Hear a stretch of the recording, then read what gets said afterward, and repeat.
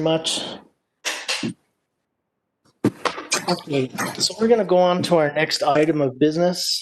And this is the approval of the agenda. Are there any requests for agenda items to be moved around? Or if not, I'd like to see if we can go to Manager Miller to see if we have any changes on our agenda. Manager Miller? Mr. Chair, Commissioners, so we posted the agenda last Tuesday per our resolution, and then amended it on Friday, last Friday at 5:15 p.m. The only items that were added to the agenda are under Section 8, Matters from the County Attorney, and that is items 8A, 1, and 2 were added to the original agenda. Other than that, there are no other changes. Okay, thank you, Manager Miller. One more time, is there any board members that have any changes to the agenda? If not, what's the pleasure of the board? Mr. Chair, Commissioner Hanson? I would like to move to approve the agenda with the change mentioned by Manager Miller. Second. Okay. So we have a motion from Commissioner Hanson and a second from Commissioner Hamilton. I'm going to go to a roll call vote. Commissioner Garcia?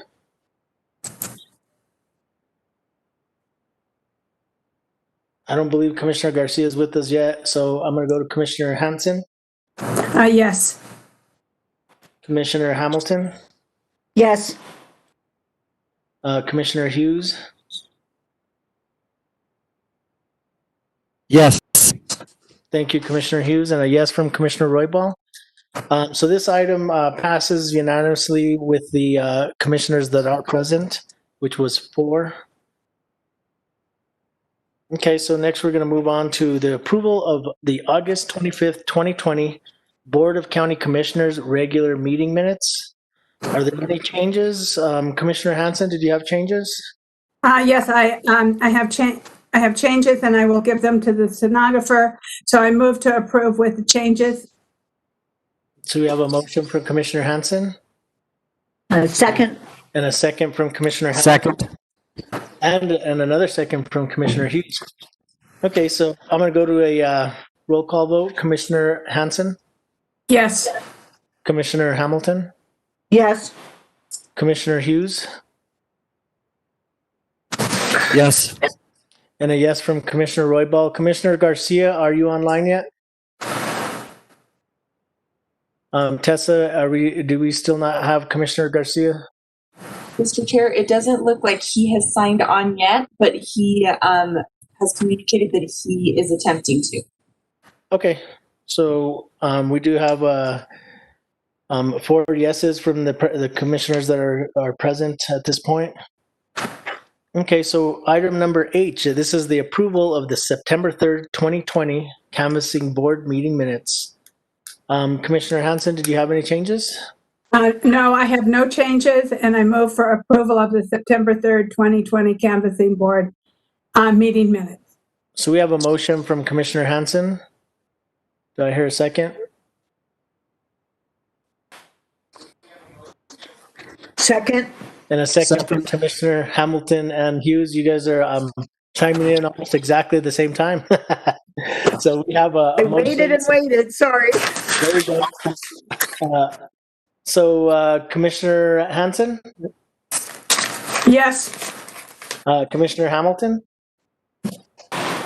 Yes.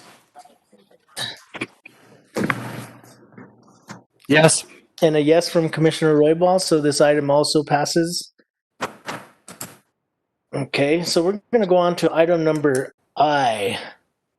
And Tessa, do you think when you do see Commissioner Garcia come on, you can just let us know so I make sure and include him in the roll call vote? Yes, absolutely.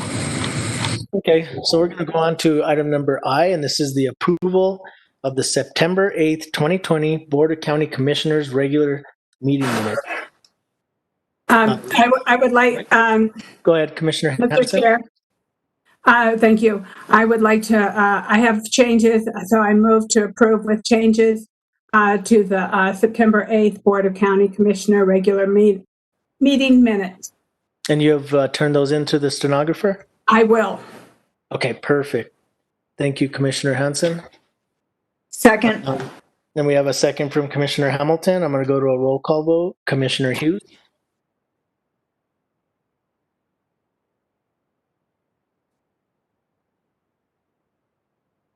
Commissioner Hughes? Yes. Okay, Commissioner Hanson? Yes. Commissioner Hamilton? Yes. And a yes from Commissioner Roybal. So, Oh, yes. Do you hear me? yes, we can hear you, sir. Okay, so we're going to go on to item number J, and this is the recognition of new hires in August for the month of August 2020. And we have our county manager, Catherine Miller. Good. Yes, Mr. Chair. Good afternoon. And yes, we have new hires. We recognize those who start between August 1st and August 31st.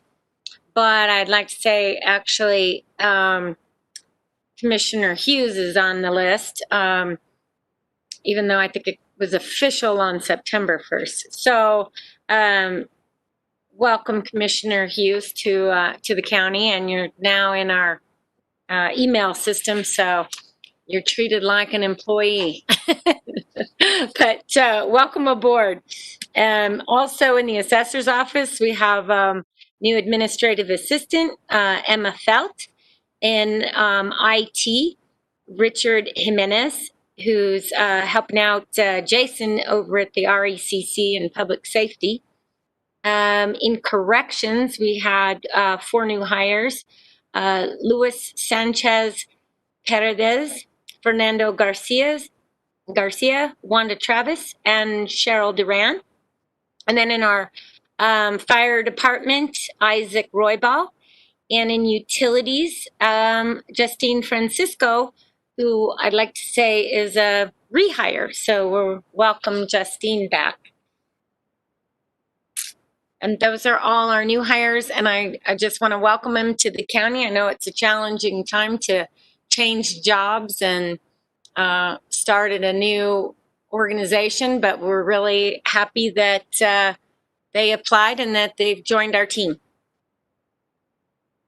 I would ditto those sentiments. Thank you, Manager Miller. I'm really happy to see that we're still able to bring on new employees, and of course these are employees that we need. So I'm really grateful that we're able to bring them on. I want to welcome them aboard. So I'm very pleased. Are there any other comments from commissioners? Okay, thank you.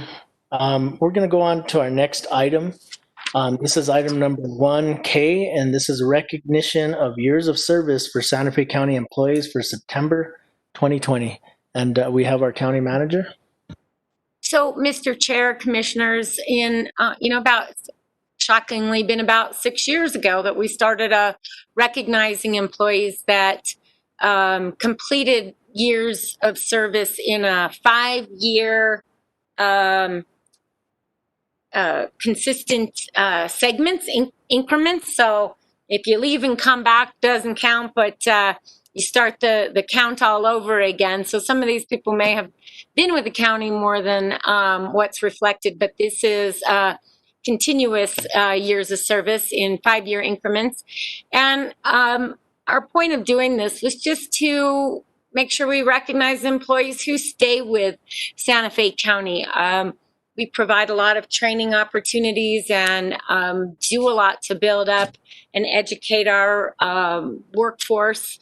And we're really glad that they stay. And we have a lot of employees who stay for not just 5 or 10 years, but their whole career in public service. I think Commissioner Garcia told he was here 28 years in total. So that institutional knowledge is really valuable, and We just want to recognize those employees who have stayed with us. So on our list of people who hit a milestone this September in our fleet services and public works, we have Mario Alcaraz with 5 years. In our sheriff's department and animal control officer Chastain Clinton, 5 years of service. In corrections, Daniel Pina, 5 years of service at our adult facility. And in GIS, Rob Jackson, also with 5 years of service. And lo and behold, there's my name. And September 2nd, I hit my 10-year anniversary with the county as the county manager. And I know that you all know, but I also had been at the county before for 5.5 years as the purchasing manager and the finance director. So I've actually had 15 plus years with Santa Fe County, and it's been an incredible place to work. So thank you for keeping me here as manager for 10 years. And then in HR, Elsa Segura hit 15 years, and in land use, building and development, Miguel Romero hit 15 years. And then I think next month we'll be honoring those employees that hit a 20-year or 25 or more increment with the county. So there's probably some that aren't on here because they'll be on we do those on a quarterly basis. But I just want to thank those employees for staying with Santa Fe County and keeping that institutional knowledge here and staying a part of our team. Thank you, Manager Miller, and congratulations to you on 10 years as the county manager.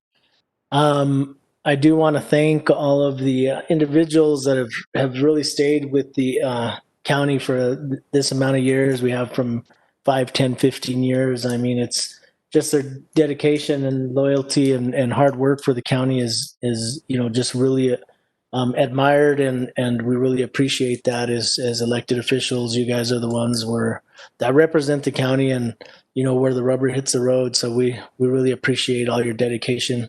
Any other comments from Commissioner Hamilton? We definitely want to thank everybody and recognize everybody who's been here for so many years.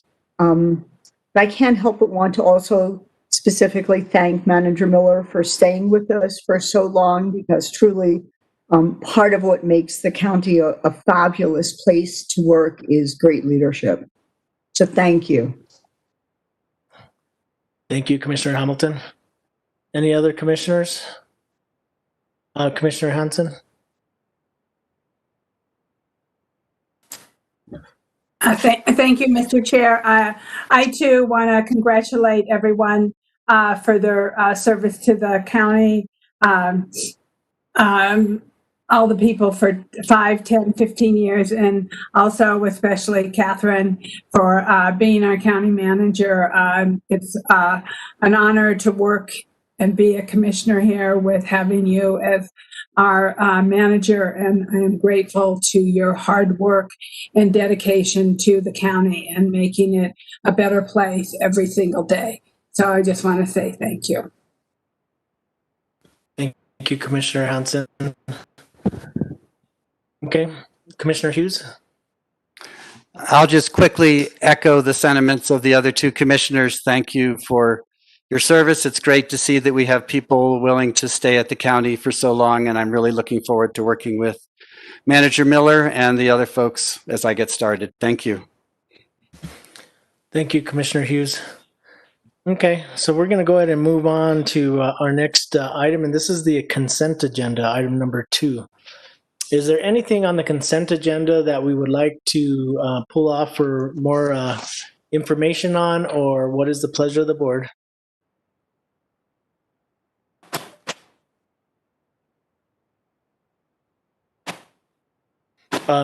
Commissioner Mr. Hamilton, Chair. did I see your hand up? Yes, sir. I move to approve the consent agenda. I second. We have a motion from Commissioner Hamilton and a second from Commissioner Hansen. I'm going to do a roll call vote. Commissioner Hughes? Yes. Commissioner Hamilton? Yes.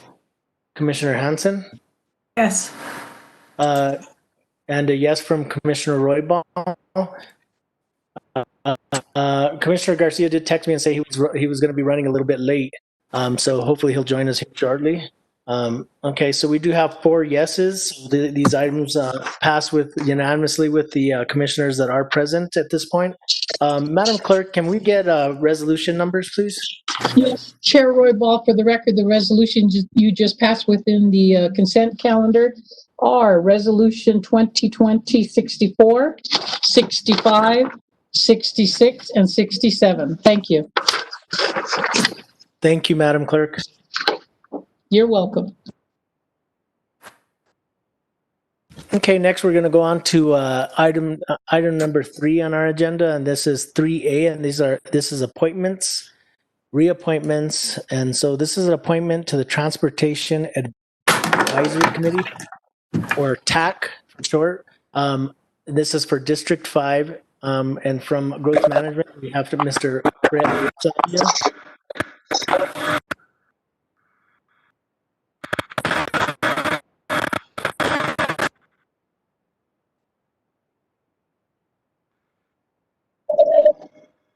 Good afternoon, Chair Roybal, Commissioners. Can you hear me?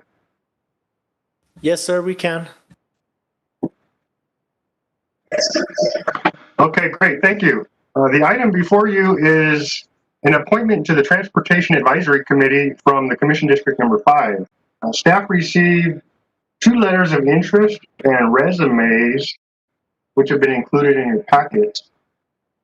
After careful review, staff recommends appointing Mr. Nolan Zisman to represent Commission District Number 5. With that, I stand for any questions. Okay, do we have any questions from the board? And the commissioner for this district, I'd like to hear from you first. Thank you, Mr. Chairman.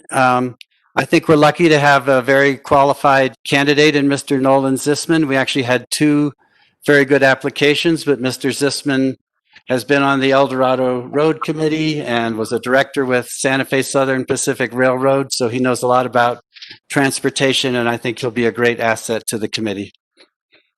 Thank you, Commissioner Hughes. Would you like to make the motion, sir? Yes, I make a motion that we appoint Mr. Nolan Zisman to a 3-year term on the Transportation Advisory Committee. Commissioner Hanson, would you like to second? I would like to second it. I think it's a great choice, and welcome, Mr. Sisman, to the TAC. And I want to thank Brett for all you're doing. Thank you, Mr. Clavia. We appreciate everything and all your hard work. Thank you, Commissioner. Thank you, Commissioner Hanson. And under discussion, we have a motion and a second, and under discussion, basically just do want to thank Mr. Clavio for his hard work in assessing who they thought would be the best candidate. A lot of times that's not an easy decision. So we do appreciate you guys making sure that we do put the best candidate forward. And so with that being said, I do want to congratulate and welcome Mr. Nolan Zisman to the TAC board. So we have a motion and a second. Are there any other comments from commissioners? If not, I'm going to go ahead and go to a roll call vote. Commissioner Hughes? Yes. Commissioner Hamilton? Yes. Commissioner Hanson? Yes. And a yes from Commissioner Roybal. So this item is approved by all the commissioners that are present at this point, and it's going to be 4. Okay. Thank you very much. We're going to move on to our next item, and it's item number 4A. And these are miscellaneous action items. So the first one is a resolution approving grant SCP 20-E2218-STB for the Agua Fria water and utility expansion and designating an official representative as a point of contact, confirming and ratifying the county manager's authority to approve and sign grant SAP 20-E2214-STB for the Chupadero water system improvement and designating the official representative as a point of contact for such grant. And from the Finance Division, we have Ms. Yvonne Herrera. Thank you, Chair Roybal, Commissioners. I'm here before you to request approval of 2 New Mexico Environment Department severance tax bonds grants. One, grant number 20-E2218-STB for the Agua Fria Water and Utility Expansion Project, and the grant number 20-E2214-STB for the Chupadero Water System Improvement. The grant for the Agua Fria Water Utility Expansion Project in the amount of $835,000 is for the plan, design, construct, to plan and design and construct a wastewater system expansion, including the relocation of other utilities within the corridor in the Agua Fria villages in Santa Fe County. And the second, with this grant, we are requesting that the board approve the grant and designate County Manager Miller authority to sign all documents, including any amendments to the grant, as well as myself to authority to sign for the reimbursements on this specific grant. The second grant for the Chupadero Water System Improvement Project in the amount of $400,000 is for to plan, design, and construct improvements to the water system of the Chupadero Water Sewage Corporation. And this grant has already been accepted by County Manager Miller. We just need the board's approval to designate her as the representative to sign any additional documents related to the grant, again, including any amendments, as well as myself for the reimbursement to these grants. And with that, I stand for any questions. Okay, do we have any questions from the board? I believe that these 2 projects are located, I think, in Commissioner Hansen's district and one's in my district. So I'm going to go to Commissioner Hansen first. Commissioner Hansen, would you like to make a motion? Or do you have questions? Thank you, Mr. Chair. It always takes, if I have my mouse somewhere else, it just takes a few more minutes to get over to the unmute, so I'm sorry. I want to thank you, Mr. Chair, and thank the county for accepting these grants.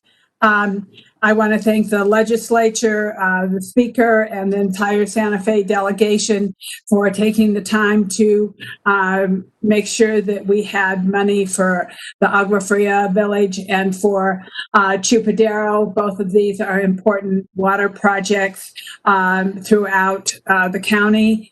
And as we had talked about earlier in the housing meeting, it is still shocking to know that we have cesspools in the village of Agua Fria. And so it is really important that we are able to get this money and to start to put sewers and wastewater in the village of Agua Fria and improve the quality of life for those citizens. And so with that, I move that we approve a resolution approving grant SAP 20E2218-STB for the Agua Fria water and utility expansion and designating an official representative as a point of contact, confirming and ratifying the county manager's authority to approve and sign grant SAP 20E2214-STB for the Chupadero water system improvement and designating an official representative as a point of contact for such grant. So thank you, Yvonne, for all your work on this also, and County Manager Miller. So that's my motion. Thank you, Commissioner Hansen, and I'll second that motion. And under discussion, I just want to congratulate the community members in these 2 communities, both in Agua Fria and in Chupadero. It's been a long road. I think the first meetings that when I first became a commissioner 6 years ago, in meeting with the people in Chupadero, we were trying to get this water system going and this support for them, and it's we hit some bumps along the road, but we finally got to this point, and so we're one step closer today. So I'm really excited and happy for the people out in Chupadero, because I have been working with them for some time on this. So I'm glad to see it finally come to fruition, and also very happy for the folks out of the Agua Fria area. So congratulations to those community members, and congratulations to you, Commissioner Hansen. So we have a motion and a second. I'm going to go to a roll call vote. Commissioner Hansen? Congratulations. Yes. Commissioner Hansen? Yes. Okay. Thank you. Commissioner Hamilton? Yes. Commissioner Hughes? Yes. And a yes from Commissioner Roybal. And I just want to verify one more time, Tessa Joe, that Commissioner Garcia has not signed on yet. I'm here, Commissioner. You are here? Okay. Commissioner Garcia? I vote yes as well. Thank you, sir. Thank you. Thank you, Commissioner. Okay, so we have a unanimous decision approving this resolution for miscellaneous item number 4A. Can we get a roll call? Actually, can we get a resolution, a number, Madam Clerk? Yes, Chair Roybal, for the record, the resolution you just passed is Resolution 2020-68. Thank you. Thank you, Madam Clerk. You're welcome. Okay. I think next we're going to move on to item number 4B, and this is a resolution adopting projects for inclusion in Santa Fe County Senior Services Infrastructure Capital Improvement Plan for the fiscal year 2022 through 2026, authorizing submittals of plans to the New Mexico Department of Finance and Administration, and replacing Resolution 2019-115. And from the Community Service Department, we have Miss Anna Bransford. Good afternoon, Mr. Chair, Commissioners. I am Anna War with the Santa Fe County Community Services Department, Senior and Community Relations Division. Today, I'm bringing forth a resolution to prioritize our recommendations for the top 3 projects for the submittal of the 2020 Senior Services ICIP Plan.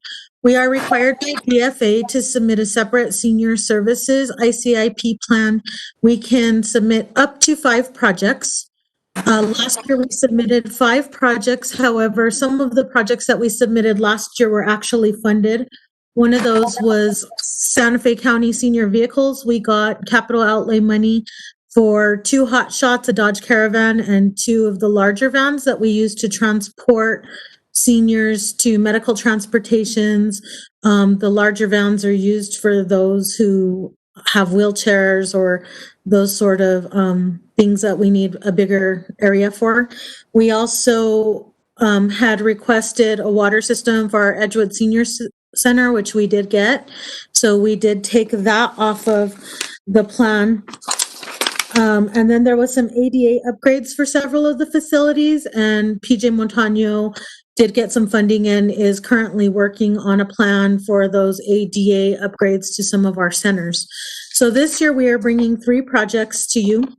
The first one is for the Abedon Lopez Senior Center that's located in Santa Cruz, in the Santa Cruz housing area.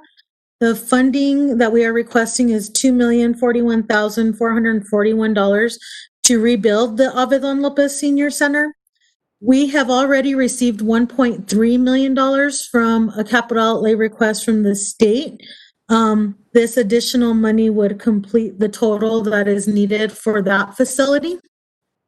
The second project is funding in the amount of $500,000 to expand the Benny J. Chavez Senior Center that is located in Chimayo. The expansion would allow for additional dining and exercise space for the seniors.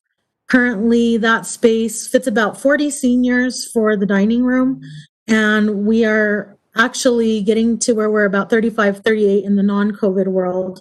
So we're starting to outgrow that area. So that's what that funding would be for.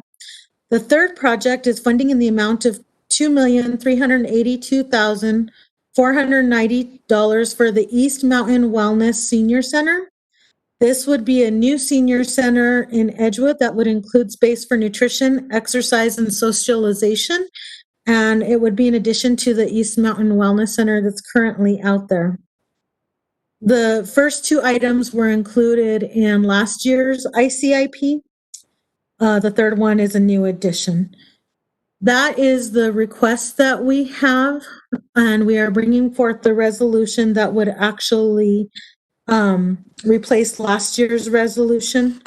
So with that, I stand for any questions. Okay, thank you, Ms. War. And I apologize that I said Anna Bransford. I know that's your It's okay. maiden name, right?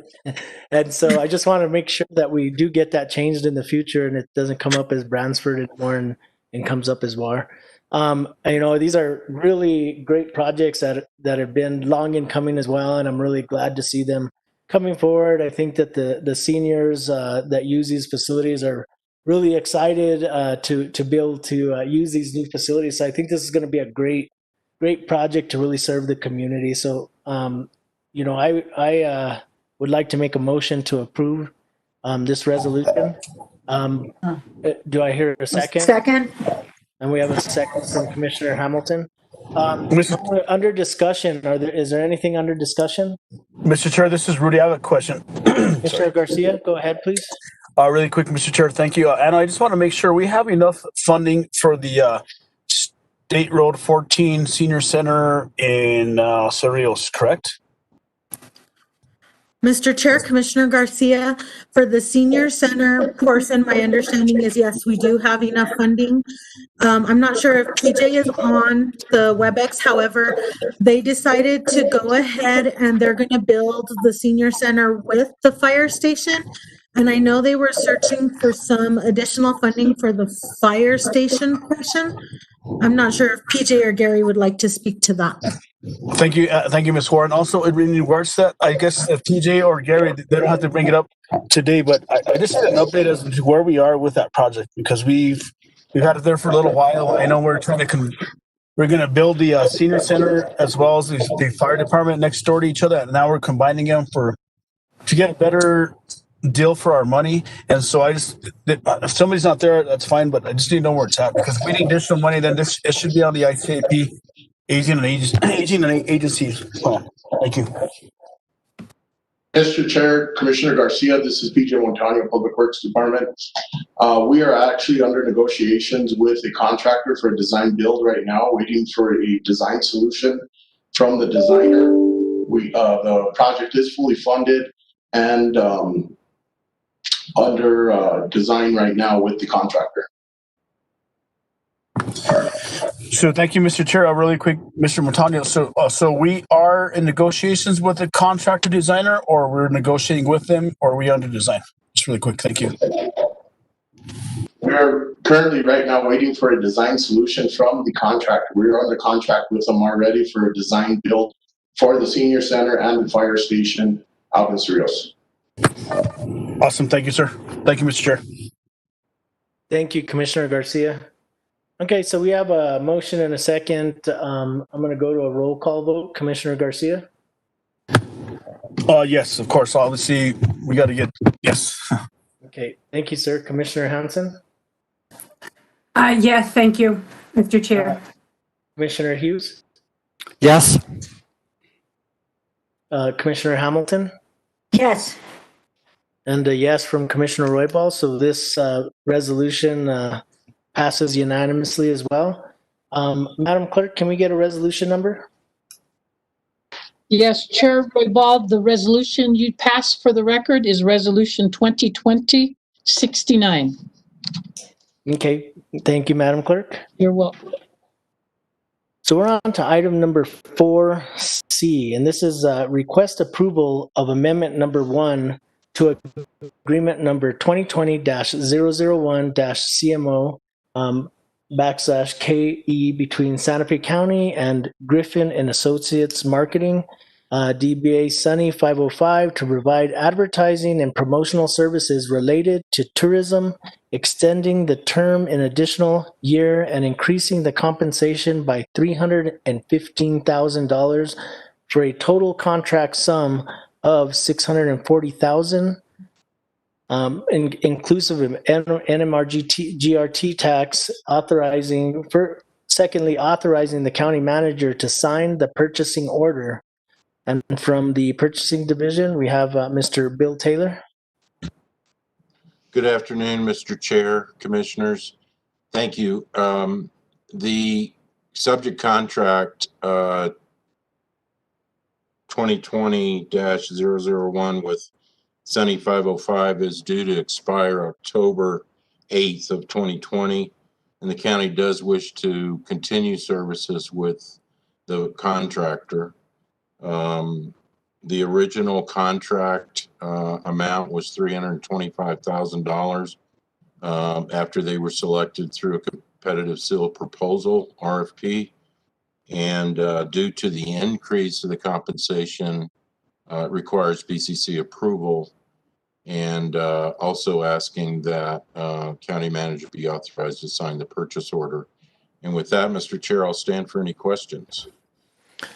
Thank you, Mr. Taylor. Are there any questions from the board for Mr. Taylor? I'm going to go to a grid view so I can see everybody. Okay, I see Commissioner Hughes. I'll go to him first, and then I'll go to Commissioner Hansen.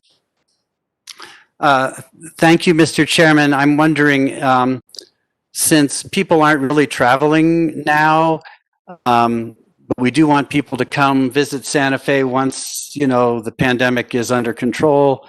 How's that being taken account of in terms of our advertising? It seems like we would want to hold off on advertising until such time as we, you know, really are going to attract tourists and want to attract tourists. Mr. Chair, just on that note, if I may, this is Rudy.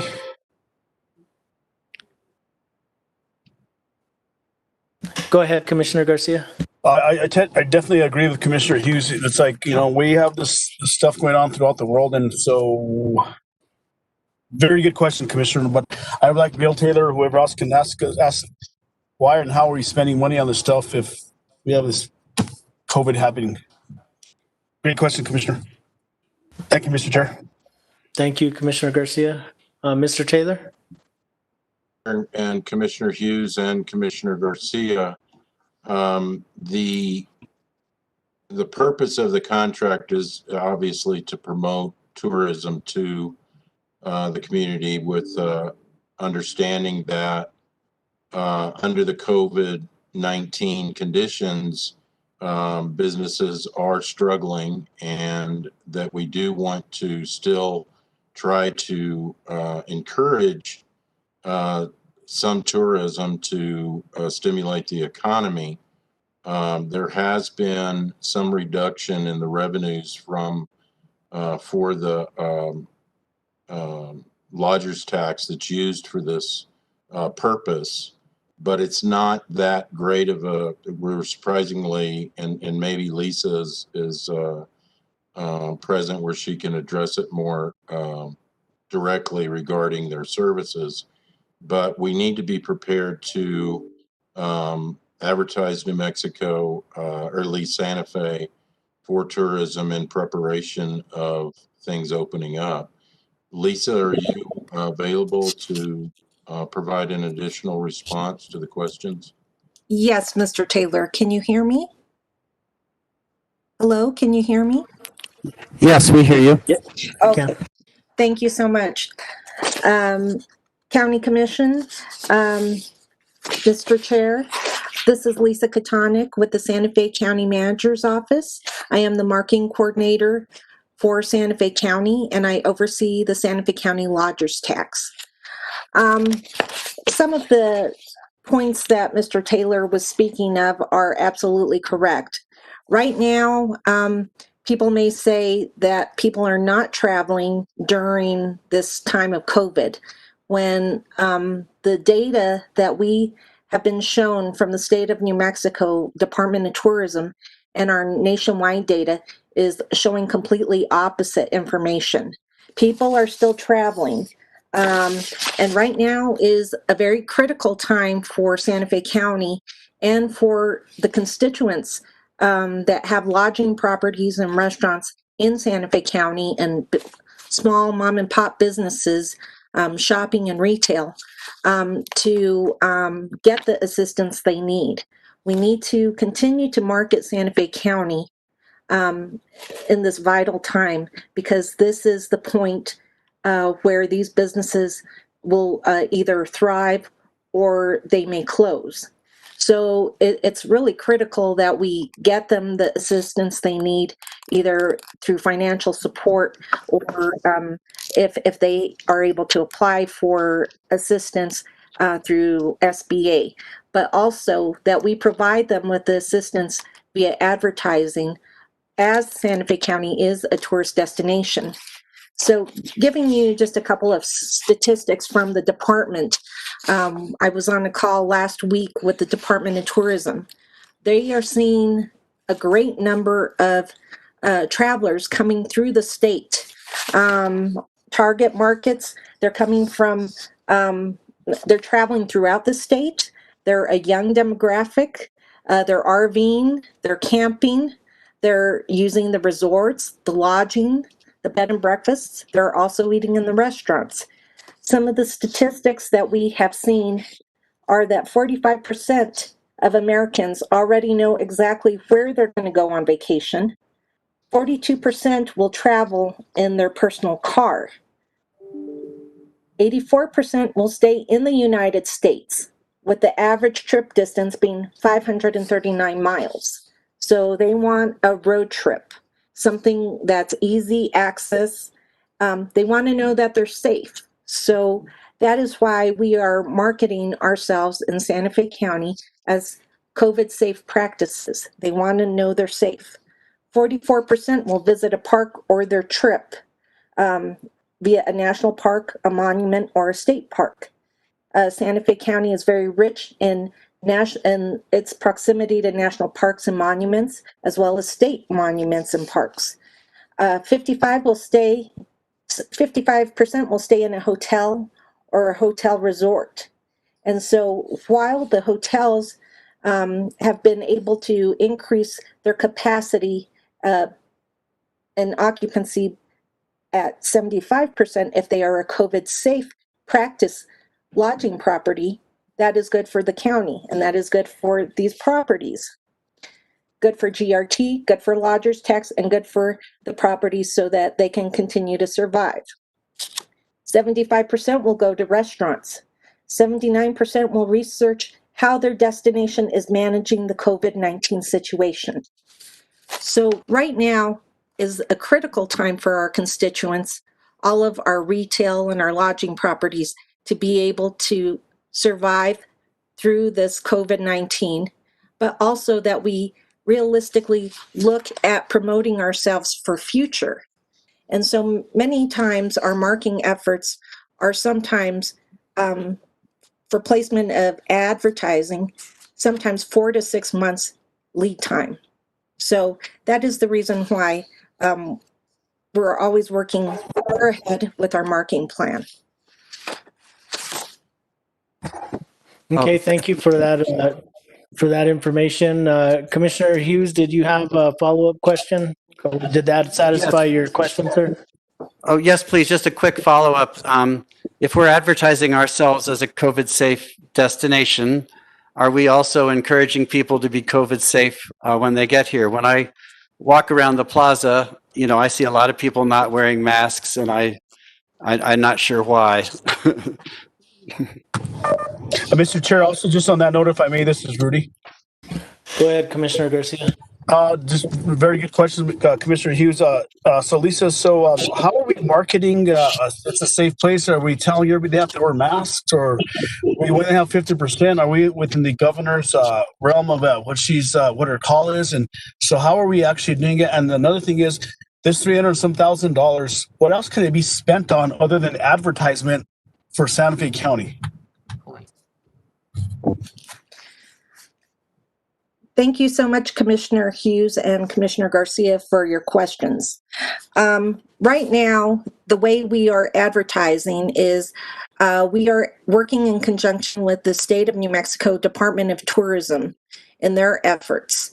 And so at times, in relation to the governor's call and some of the changes that do occur as far as the COVID numbers, we have worked to market ourselves statewide. We have also worked to provide that information via our website, our social media, our newsletters, and some of our promotion in regard to COVID safe practices and wearing masks. Right now, we are currently working on a project with the Department of Tourism where we received what I would call a cooperative grant, where they are allowing us to work in conjunction with them on some of the photography and video of our Santa Fe County assets. And so part of that program is filming in a COVID safe environment with masks to indicate that Santa Fe County is a safe place to visit, that we are practicing COVID safe practices in our lodging properties and also in our community. I believe the jurisdiction of the downtown area, it is the city of Santa Fe limits. And so I can't completely speak to what's occurring downtown, but I know that as far as speaking with our lodging properties throughout the county, they have indicated that their guests are complying with the COVID safe practices. For example, Four Seasons Resort Rancho Encantado, they are a COVID safe practice lodging property. They have complied with the state's program, and so they are at 75% occupancy. And so they have been providing COVID safe practices. Mr. Chair, really quick, if I may, this is Rudy again. Okay, go ahead, Commissioner Garcia, but I know Commissioner Hamilton and Hanson have been very patient, so I'm going to Hanson after this. Yes, sir. I apologize, Mr. Chairman. Really quick, Lisa. So we've been advertising Rancho de Chimayo, Madrid, Surreal, some Edgewood stuff, the equestrian facility. So how much more can we advertise for Santa Fe County, or do we need to work with the city of Santa Fe? Because, and you said we're advertising statewide? Are we going out nationwide? And honestly, I'd like to see one of those pamphlets or how the advertising is before it actually goes out, because that's just what I'm interested in. And yes, we can approve this $300,000, but what is a pamphlet? Who is it going to? And where's it going? Is it in Southwest Airlines magazine, or is it going nationwide? Because you said it was just statewide. So those are just some of the questions I have in my head. Thank you, Mr. Chair. Thank you, Commissioner Garcia. Ms. Katanik, did you have a response? Thank you so much, Chairman Roybal, Commissioner Garcia. With me on the screen, I failed to introduce him earlier, is Mr. David Haydock with Sunny 505. David, if you can wave to the crowd. I'd like for Mr. Haydock to provide some comments. Well, thank you, Lisa. Mr. Chair, Commissioners, good afternoon. First, I'd like to say to Commissioner Hughes, welcome to the Commission. I'm an El Dorado resident and have been for 35 years. We're glad to see you represent El Dorado on the Commission, and I look forward to our community gathering Thursday night on our little Zoom out here, so welcome. To address a number of thoughts here is, and Lisa's done a really good job of touching on a number of things. We look at the data on a weekly basis on what's happening with travel. We know travelers are traveling today. And so what we're able to do is adjust our messaging, adjust our target on a regular basis as we see what happens with travel. I was on the phone with the Cabinet Secretary of Tourism, Jen Schreier, just last Monday, and she and I were talking about strategy, and the department has just started to tweak their strategy messaging to inspire New Mexicans to travel New Mexico, because as we know, we have some limits to those in the red states, and so we have to adjust our messaging and our target markets. Excuse me, as that becomes apparent.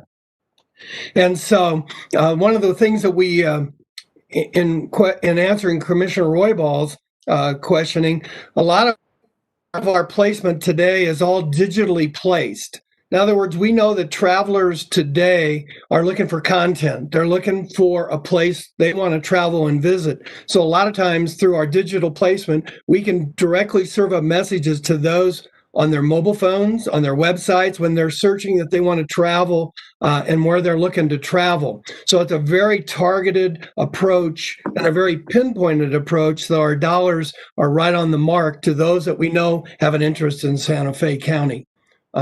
So it's not a national push, but it's all targeted to those that is the low-hanging fruit of those that we know want to come to Santa Fe County. And I'll stand for any other questions. Thank you, Mr. Hayduck. Are there any other questions from the board? I'm going to go to Commissioner Hanson next, and then I'll go to Commissioner Hamilton. So, thank you, Lisa. Thank you, Bill. Thank you, David. It's good to see you all, even though it's virtually. I want to thank Sunny's 505 for all the work that they have done. I think they have done an excellent job for us in the past, and I believe that they are doing a good job under this COVID situation. $325,000 in the advertising world is not a big market compared to even what the city spends on advertising. And I think that we are lucky to have people who are committed to our county and who are working hard to promote us.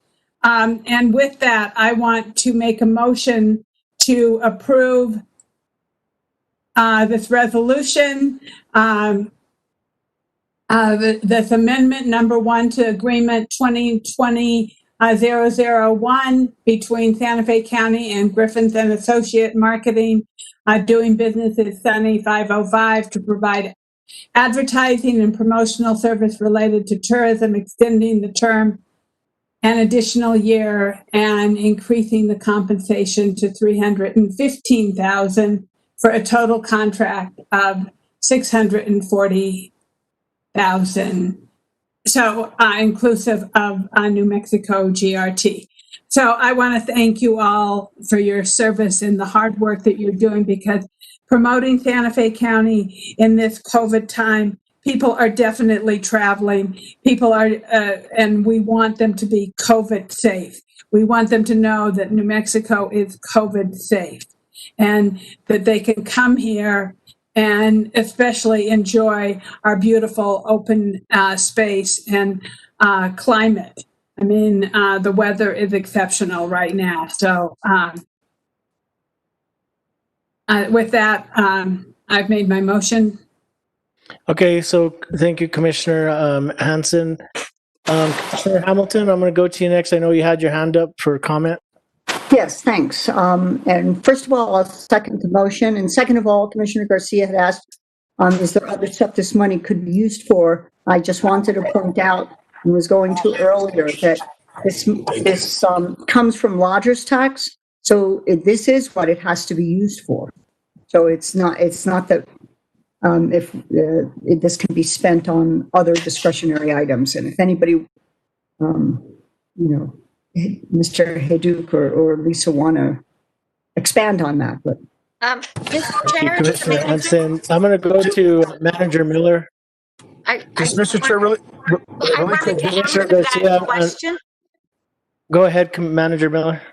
So, Mr. Chair, Commissioners, Commissioner Garcia asked what this money could be spent on.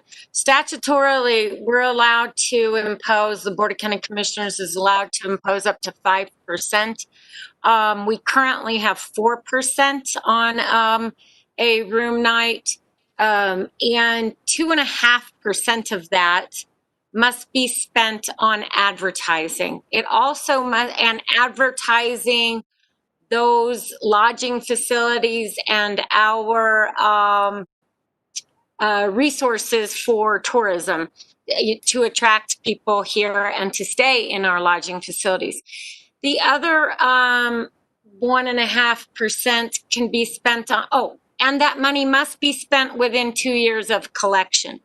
The other 1.5%, or it's half of the first 3% goes into another fund, which must be spent on advertising or can be spent on facilities related to tourism, like a visitor center, something we don't have, or our fairgrounds. And we have spent that funding on our fairgrounds. As you know, we redid the cooperative extension offices, and a good portion of that project was paid for out of that facilities funding. So there's not, it's not a lot of other things that we can spend it on, but that is a case where we accumulated some funds in good years to spend on getting that, our oldest facility, the cooperative extension office, rebuilt. Otherwise, all of the money goes to advertising, and specifically this type of contract, or helping entities advertise a tourist-related event. We've put money into Zozobra, the Buffalo Thunder Marathon, some of the festivities that we have had, folk art market, things like that. None of those, most of those events are not happening this year, so we haven't been funding that type of thing unless we could fund something virtual. But that is what the fund is for. That's all that we can spend it on. We do not spend it on salaries. We don't spend it on benefits or any of our operating costs. It goes specifically back into advertising those lodging facilities and our businesses that help create tourism in Santa Fe County. Okay, thank you, Manager Miller. Commissioner Garcia, did you have an additional question? Just really quick, Mr. Chair, the reason why I was asking that is because it's not only can be spent on tourism, but like they said, the fairgrounds and different other things. And one of the things that the Department of Transportation is spending their money on, it's not tourism related. However, whenever you see the ads on TV right now, it's all virtual now because it costs too much money to film people. And it's just, this COVID is actually, it causes a challenge for people to be filmed live. But so I'm just $600,000 on a contract that everybody knows about Santa Fe, New Mexico, in the world. It's almost like, so my question is, I get the whole funding as into, let's advertise Santa Fe, Santa Fe, Santa Fe, Santa Fe. But that's a lot of dollars that is being spent to advertise something that you go across the nation, across the world. Where are you from? New Mexico? Where's that? Well, I'm from Santa Fe. Oh, Santa Fe. So everybody in the world knows Santa Fe. And so those are just kind of the questions that I have on it in regards to what we're doing with the $600 and some $1,000. And those are just concerns I have. And I know this money can be spent elsewhere on the fairgrounds and other items. So that's why I just brought it up. But I appreciate that, Mr. Chair. Thank you, staff. Thank you. Thank you, Commissioner Garcia. Any other comments or questions from the board? Okay, hearing none, we do have a motion from Commissioner Hanson and a second from Commissioner Hamilton. I'll be going to a roll call vote. Commissioner Hanson? Yes. Commissioner Hamilton? Yes. Commissioner Hughes? Yes, and thanks to everyone for answering my questions. Thank you, Commissioner Hughes. Commissioner Garcia? Yes, thank you. And a yes from Commissioner Roybal, so this item passes unanimously. Okay, we're going to go on to our next item, and this is item number 4D. And this is request approval for, first of all, to request approval of a change order number 2 to agreement number 2020-0189-PWK between Santa Fe County and AAC Construction LLC in the amount of $97,348.53. exclusive of New Mexico GRT related to the Antonio Lane sewer line upgrade for a total contract sum of $324,909.53, exclusive of New Mexico GRT. And second, granting signature authority for the county manager to sign the purchase order. And from the purchasing division, we have Mr. Bill Taylor.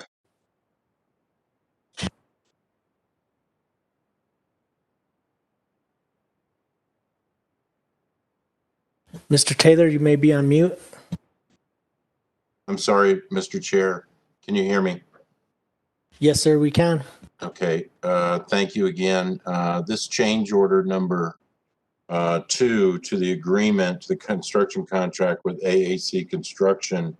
After award, it was discovered when the contractor was on site that there was primarily the gas line location was not in the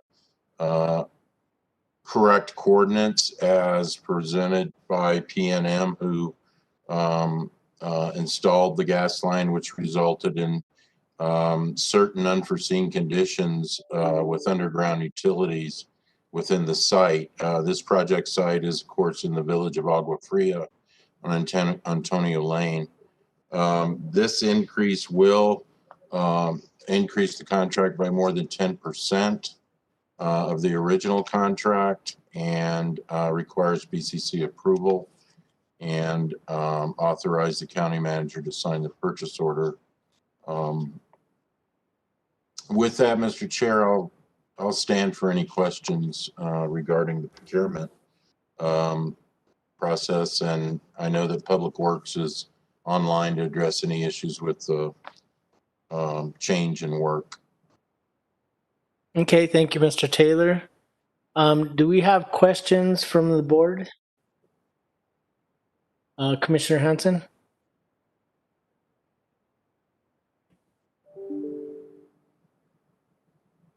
Commissioner Hanson, you're on mute. Thank you, Mr. Chair. Thank you for calling on me. I want to make a motion to approve this change order number 2 to the agreement 2020-0189 between Santa Fe County and AAC Construction in the amount of $97,348.53. But this is one of the problems of putting in sewers, and something that I am sure that we will run across again in a traditional historic village that is over 300 years old. We come across these kind of problems because we don't have accurate documents. PNM might have had the documents from a long time ago, but it is why in the other agreement that we approved is that it says for moving other water and utility lines, is because when you're dealing on such small streets and short areas in a traditional historic village, sometimes there are just unknowns that appear.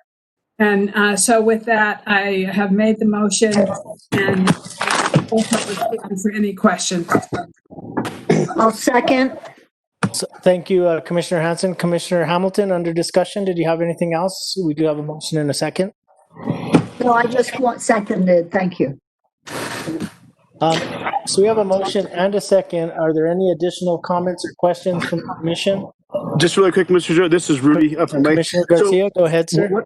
What happened to the line locates? We didn't do line locates before we actually went out here to build this sewer line, or just a question?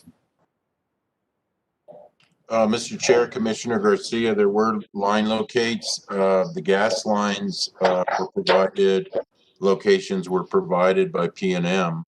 Public Works may want to address that. I would defer to them on the actual project design and implementation on that point, Mr. Garcia. Mr. Chair, that's just fine. I just wanted, whenever we go do a project, we always have to do line locates, but I just wanted to bring that up for the record. But we don't have to answer it. Thank you, Mr. Chair. Thank you, Commissioner Garcia. If there's not any other questions, we do have a motion from Commissioner Hanson and a second from Commissioner Hamilton. I will go to a roll call vote. Commissioner Hanson? Yes. Commissioner Hamilton? Yes. Commissioner Garcia? Yes, thank you, Chair. Commissioner Hughes? Yes. and a yes from Commissioner Roybal. So this item passes unanimously as well. Thank you, Mr. Taylor. Thank you. Next, we're going to go on to item number 4E, and this is a resolution requesting an increase to the Regional Emergency Communications Operation Fund 245 to upgrade additional radio recording channels in the amount of $82,000. And from the Finance Division, we have Ms. Yvonne Herrera. Thank you, Mr. Chair, Commissioners. Director Marquez and myself stand before you to request this budget increase for the upgrade of additional radio recording channels for the P25 radio upgrade project that's currently underway. RECC originally presented the request for the additional funding to the RECC board back in September of 2019, which the RECC board did approve. However, due to a disagreement between the county and the city of Santa Fe regarding sharing costs for the project, the purchase was not done. In July of 2020, the county and the city agreed to cost sharing terms for the project, therefore moving the purchase forward. The RECC received a new quote for the recording channels for a total of $82,000, which will be shared equally between the county and the city. Director Marquez and myself stand for any questions that the board may have. Thank you, Ms. Herrera. Commissioner Hamilton, did you have any questions?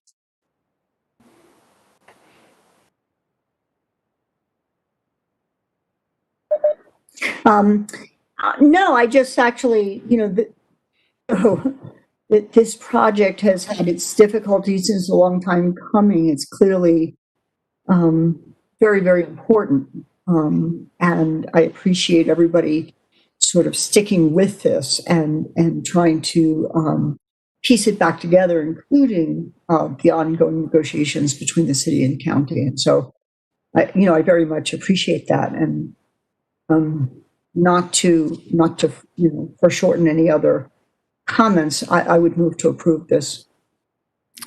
So we have a motion from Commissioner Hamilton. Second. And a second from Commissioner Hughes. Under discussion, I'm going to go to Commissioner Hansen. Thank you. I am glad that we were able to resolve the differences with the city and that we are able to move forward with this project. And I was just going to second the motion, but Commissioner Hughes beat me to it, so welcome. And but I think this is an important project to move forward. So thank you, Yvonne, and all your staff for all the work that you've done on this. Thank you, Commissioner Hansen. Any other comments from board members? Oh, yeah, Mr. Chair, just really quick. This is Rudy. Sorry, I dropped my hotspot, so the battery fell out. But are we still on the RECC stuff? Yes, sir. We just have a motion and a second, and we're under discussion now, sir. So really quick, Mr. Chair, I just have a question for staff. How does this affect Edgewood or the city of Espanola? Mr. Chair, Commissioner Garcia, this does not affect Espanola at all, as these part of the recordings are for the new upgrade for the P25 radio project, and initially they will just affect the city, since the city is upgrading now in October. And then once the county comes on, they will jump on with Edgewood. So we'll have everything in place by the time the county is ready to move forward with their upgrade. So thank you. Hold on. Thank you. Thank you for that. So really quick, the city of Espanola as well as the town of Edgewood will be connected to the RECC once this is approved. No. Thank you, Commissioner. Thank you, Commissioner Hansen. I appreciate that. That's why I'm asking. Thank you, Commissioner Garcia. Ms. Marquez, would you be able to announce? I know you answered the question earlier, but if you can just announce yourself and your title, just for the edification of the public. Mr. Chair, I apologize. This is Vanessa Marquez with the Director of RECC. Commissioner Garcia, this does not affect Espanola at all. I do believe that we have not entered into negotiations with Espanola in regard to coming on to our communication center. And with Edgewood, it will not affect Edgewood because they are on the county's frequencies. And at this point in time, the county is not upgrading their radio system. So, Mr. Chair, thank you. Vanessa, sorry for not getting your last name, but Director. So once again, so whenever I get a call from the mayor from Edgewood, so they're going to be okay in using our frequency for calls that they get in Edgewood. And the same thing for Espanola. I don't know what Espanola has, but so is that correct? Yes? No? Mr. Chair, Commissioner Garcia, we have nothing to do with Espanola at this point in time. So the answer to your question in regards to Espanola is no. And we will continue business as usual with Edgewood. So at this point in time with this P25 project and the recording channels that are being requested, it will not affect the county frequency. Therefore, it will not affect Edgewood's frequency. Thank you, Madam Director. Thank you, Mr. Chair. Thank you, Commissioner Garcia, and thank you, Director Vanessa Marquez. I think this might be the first time that you've been on the commission since you took over this position, and so we're glad to have you here today. I do want to also mention that this is something that's been in the works for some time. I know Ken Martinez had been working on it when I've been on the commission 6 years now. So, but I am really glad to have you here today, Ms. Marquez and our Director Marquez. So thank you. Thank you, Mr. Chair. Okay, so we do have a motion in a second. So go to a roll call vote. Commissioner Garcia? Oh, yes, Mr. Chair, thank you. Commissioner Hanson? Yes. Commissioner Hamilton? Yes. Commissioner Hughes? Yes. And a yes from Commissioner Roybal. So this item passes unanimously. Thank you all very much. Madam Clerk, can we get a resolution number for this item? Chair Roybal, the resolution that the board just passed for the record is Resolution 2020-70. 2020-70. Thank you, Madam Clerk. You're welcome. Item number 4F is the next item that we'll be looking at. This is a request. First, it's a request of approval of amendment number 4 to agreement number 2018-0349-CSD MM between Santa Fe County and Interfaith Community Shelter for navigation services initiatives as part of the Santa Fe Connect network, increasing the compensation by $210,000 for a total contract sum of $409,250, inclusive of New Mexico GRT, and secondly, granting authorization to the county manager to execute multiple agreements, amendments, and purchases. And from the purchasing division, we have Mr. Bill Taylor.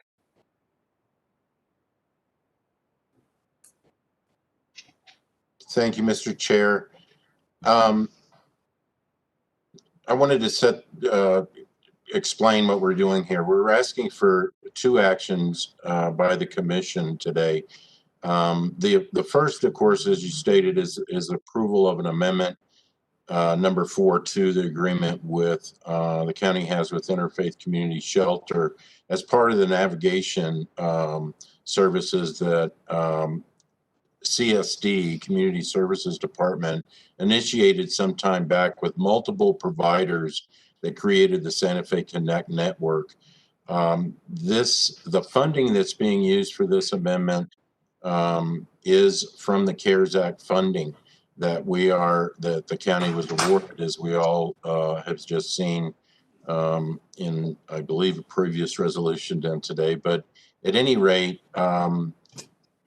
this is an example of this is also being provided to the board to give you an example of the amendments that we intend to go forward with for to expedite the encumbrance and expenditures of the CARES Act grant funding that must be expended by December 30th of 2020.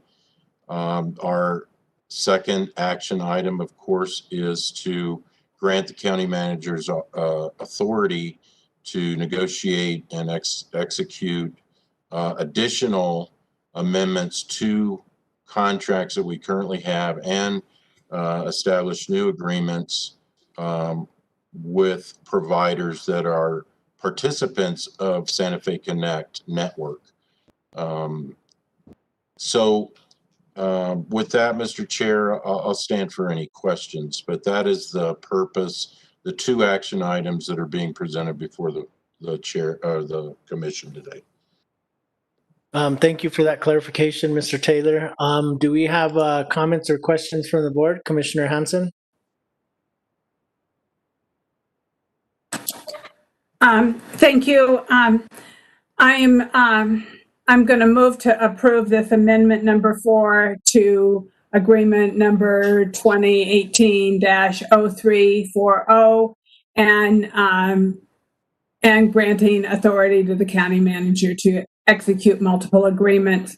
I want to recognize the Connect network and how important it has been in reaching out, and how we were able to also reach out to the city and work together to create this larger network. And I think that the interfaith community shelter is incredibly important. I think navigation services are something that really help people in a state of loss, knowing that there's somebody they have to talk to and reach out to. And I find this really important. And I'd also like to, I see that Patricia Boyce's name is also on this, and if she also wanted to say anything at this moment. Thank you. Good afternoon, Mr. Chair and Commissioners. Thank you, Commissioner Hansen. And thank you, Mr. Taylor. Yes, in essence, we are using the CARES grant funds to expand our services with Connect, both adding to existing contracts and entering into new ones with providers who can help people meet their social determinants of health and behavioral health needs during this difficult period. And I'd also just like to say that all our contractors have navigators. That's what we're paying the providers for. And we also have navigators at CSD who are part of the hub, and they assess people's needs. And with our web portal, people can initiate and seek assistance initially through us without having to first go through a provider.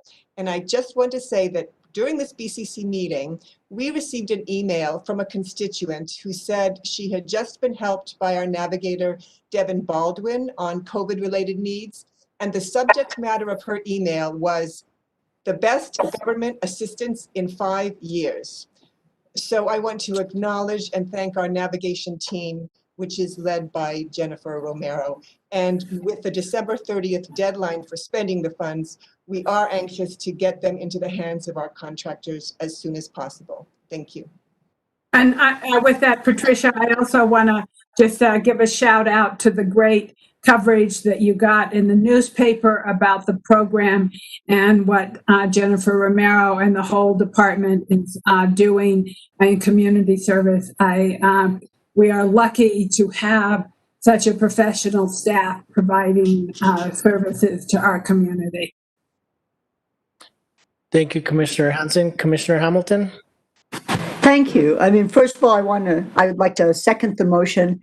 I want to add, in addition to agree with the comments Commissioner Hansen made and Patricia Boyce made, it's amazing to get that kind of feedback. It was said, that kind of great feedback on your program and your navigators. It was said very quietly, but it is, I think, it's rare to get that kind of praise for government assistance. And I wanted to add, given how critically important this is, and with all the effort that community services and the county manager and county senior staff made to get the funding in the first place, there's still a huge amount of pressure to spend the money effectively by the end of the year. And the fact that they could get this out this quickly and that this is on the, our agenda at the end of September, that deserves some recognition also, because obviously the money does no good sitting someplace in cyberspace or in our coffers without being utilized. So just wanted to add that additional thank you to community services and the county scene management. Thank you, Commissioner Hamilton. I'm going to go to Commissioner Hughes.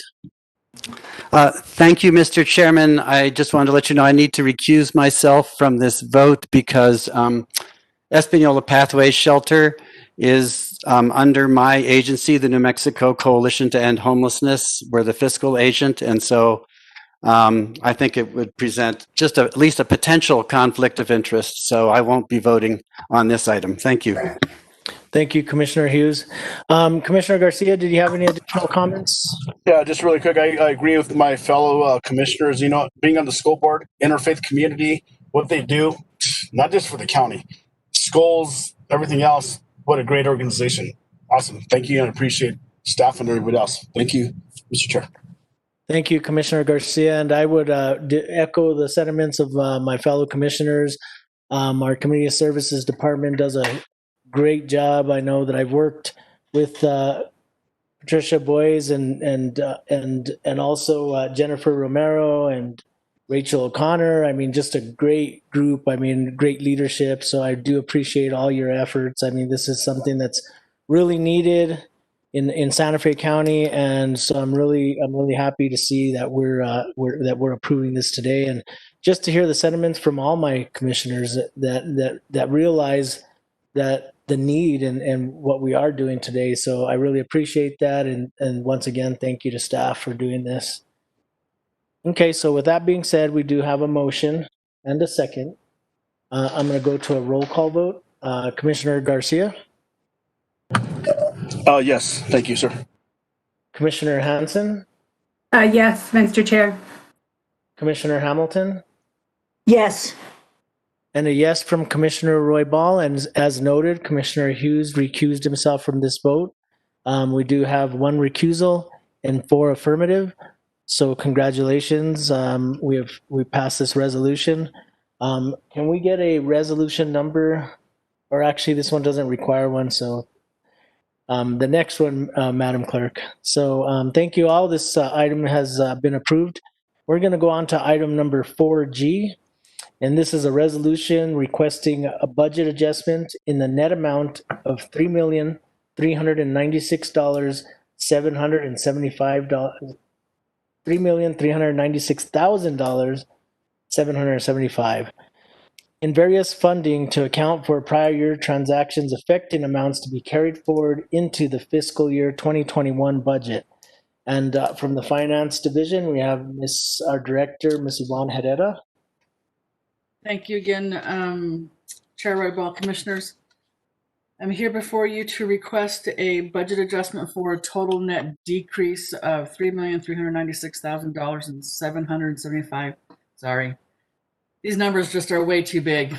$3,396,775 to the various funds listed within the packet. This is to align the budgets of the various capital projects that are being accounted for within these funds, and request for approval to budget New Mexico Department of Transportation Capital Appropriation Grant 19-D3405. In regards to the realignment of the various capital project budgets, during the preparation for the fiscal year 21 budget, Finance Division had to estimate what the capital project budgets, what will be available on the ongoing capital projects as of June 30, 2020. This is the amount that once we estimate the amount is included in the fiscal 21 budget. But because of the timing between when we estimate that amount versus June 30th, projects are still ongoing. We don't, projects don't stop moving forward just because we had to estimate what was going to be available as of June 30th.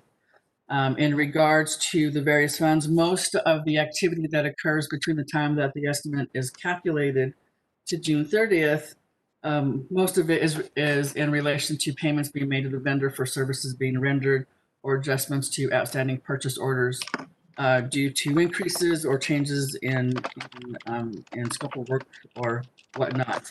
As you can see from the list in the packet, most funds, the adjustment to the budget that was included in fiscal year 21 is actually a reduction. This also helps us to ensure that we don't overspend these capital project budgets. And we did have three cases where the adjustments that occurred between the estimated timeframe and June 30th actually did slightly increase the budget for some of our projects.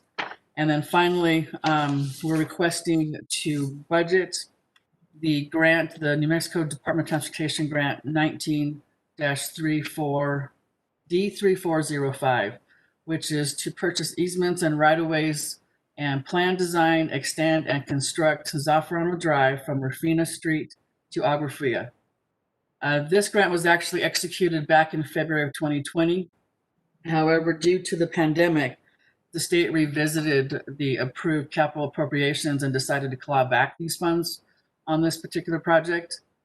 Then we were notified by DOT on June 29th that the grant was still actually effective and that we could move forward with this project. The total grant proceeds are $100,000 and will be budgeted in the special appropriations and other project fund. And with that, I stand for any questions. Okay, thank you, Ms. Herrera. Questions from the board? Commissioner Hamilton, did you have any questions? No, I don't. I'm happy to make a motion to approve this. Okay, so we have a motion from Commissioner Hamilton. Commissioner Hansen? Yes, I will. I'll be happy to second this, and I'm happy to see that we did receive the grant number 19-D3405. So thank you for that. Okay, thank you, Commissioner Hansen. So we have a motion from Commissioner Hamilton, a second from Commissioner Hansen. Under discussion, Commissioner Hughes, did you have anything under discussion? No, sir. Thank you.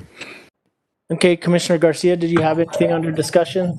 Oh, yes, thank you, Mr. Chair. So really quick, Yvonne Quintana. So this is actually a decrease in $3 million or $300,000, and also an increase for the $100,000 that we received for the grant agreement to do a study from Rufina to down the power lines to Agua Fria, correct?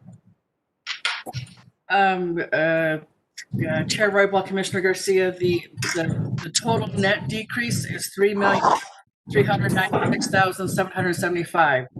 Of that amount is included $100,000 for the DOT grant. And then as far as I'm hoping I can find somebody who can answer your second question. What I have according to the grant documents is that the DOT grant was to purchase easements and right-of-ways for the extension of the Zaffarano Drive to Rufina to Agua Fria. Mr. Chair?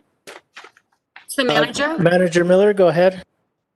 So what we, that appropriation for the $100,000 was what is written in the appropriation as Yvonne read. But we have contracted, we needed to actually get a contract in place in order to keep that appropriation. So we did contract with an engineering firm to do a location study. And I want to say it was about $55,000 out of the $100,000 in order to obligate some of those funds. And what they're going to do is determine if the Zaffarano were extended through, what would the location be so that we would know what properties we'd need to acquire, et cetera.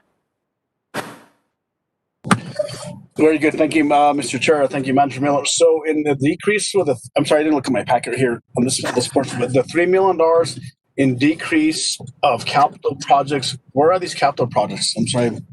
That's driving. Commissioner Chair Roybal, Commissioner Garcia, I'm sorry, did you ask where other projects? Yes, where are these? The $3 million is a lot of money. So where are these projects? Where are we taking money from these capital projects and Mr. Chair, Yes. Commissioner, Manager. Manager Miller.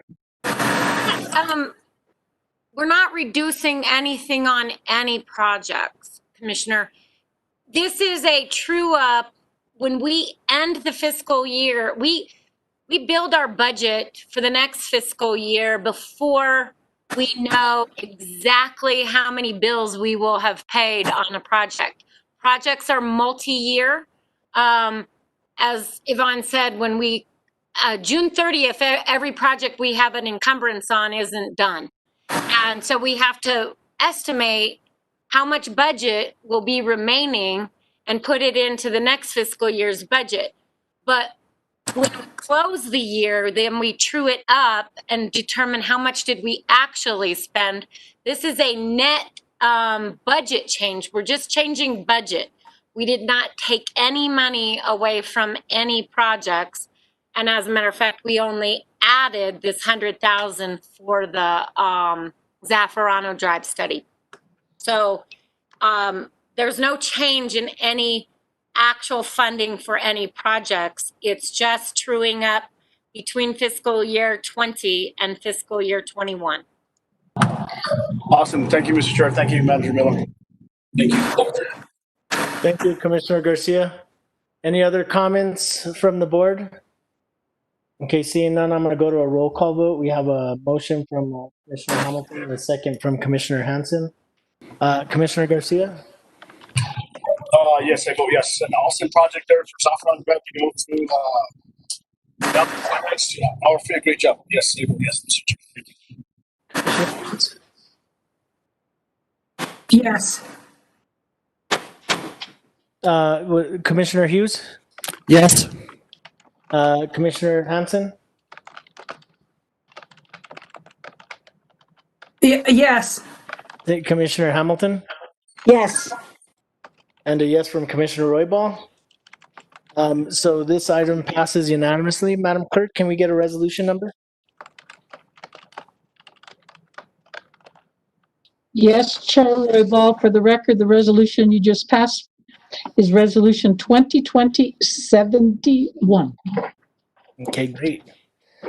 Okay, so we're on to our next item, and this is item number 4H, and this is a resolution requesting budget adjustments in various funds to carry forward fiscal year 20 encumbered balances of $26,261,301.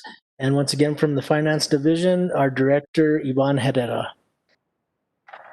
Okay, here, thank you, Chair Roybal, Commissioners. This resolution is requesting a budget increase to various funds in the total of the $26 million for the encumbered balances that were carried over into 21 from fiscal year 20. As required by the Department of Finance and Administration, Local Government Division, any encumbered and unencumbered balances carried forward into the next fiscal year need to be approved through a budget adjustment resolution.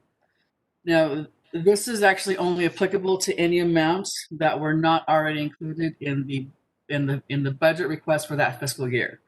So in the previous item, we discussed that Finance Division estimates how much of the how much available unencumbered available budget would be at June 30 for all ongoing capital projects. And that estimate is what was included in the budget request that was presented to the board for fiscal year 21 and subsequently approved by the board as well as by DFA. The amounts that were not included in the budget request for fiscal year 21 were the encumbered amounts for these projects. Specifically, all the open POs that we had as of June 30th for whatever services were being rendered for those specific projects. And the amount of the encumbrances from fiscal year 20 that were carried forward into fiscal year 21 for these capital projects is $25,174,082.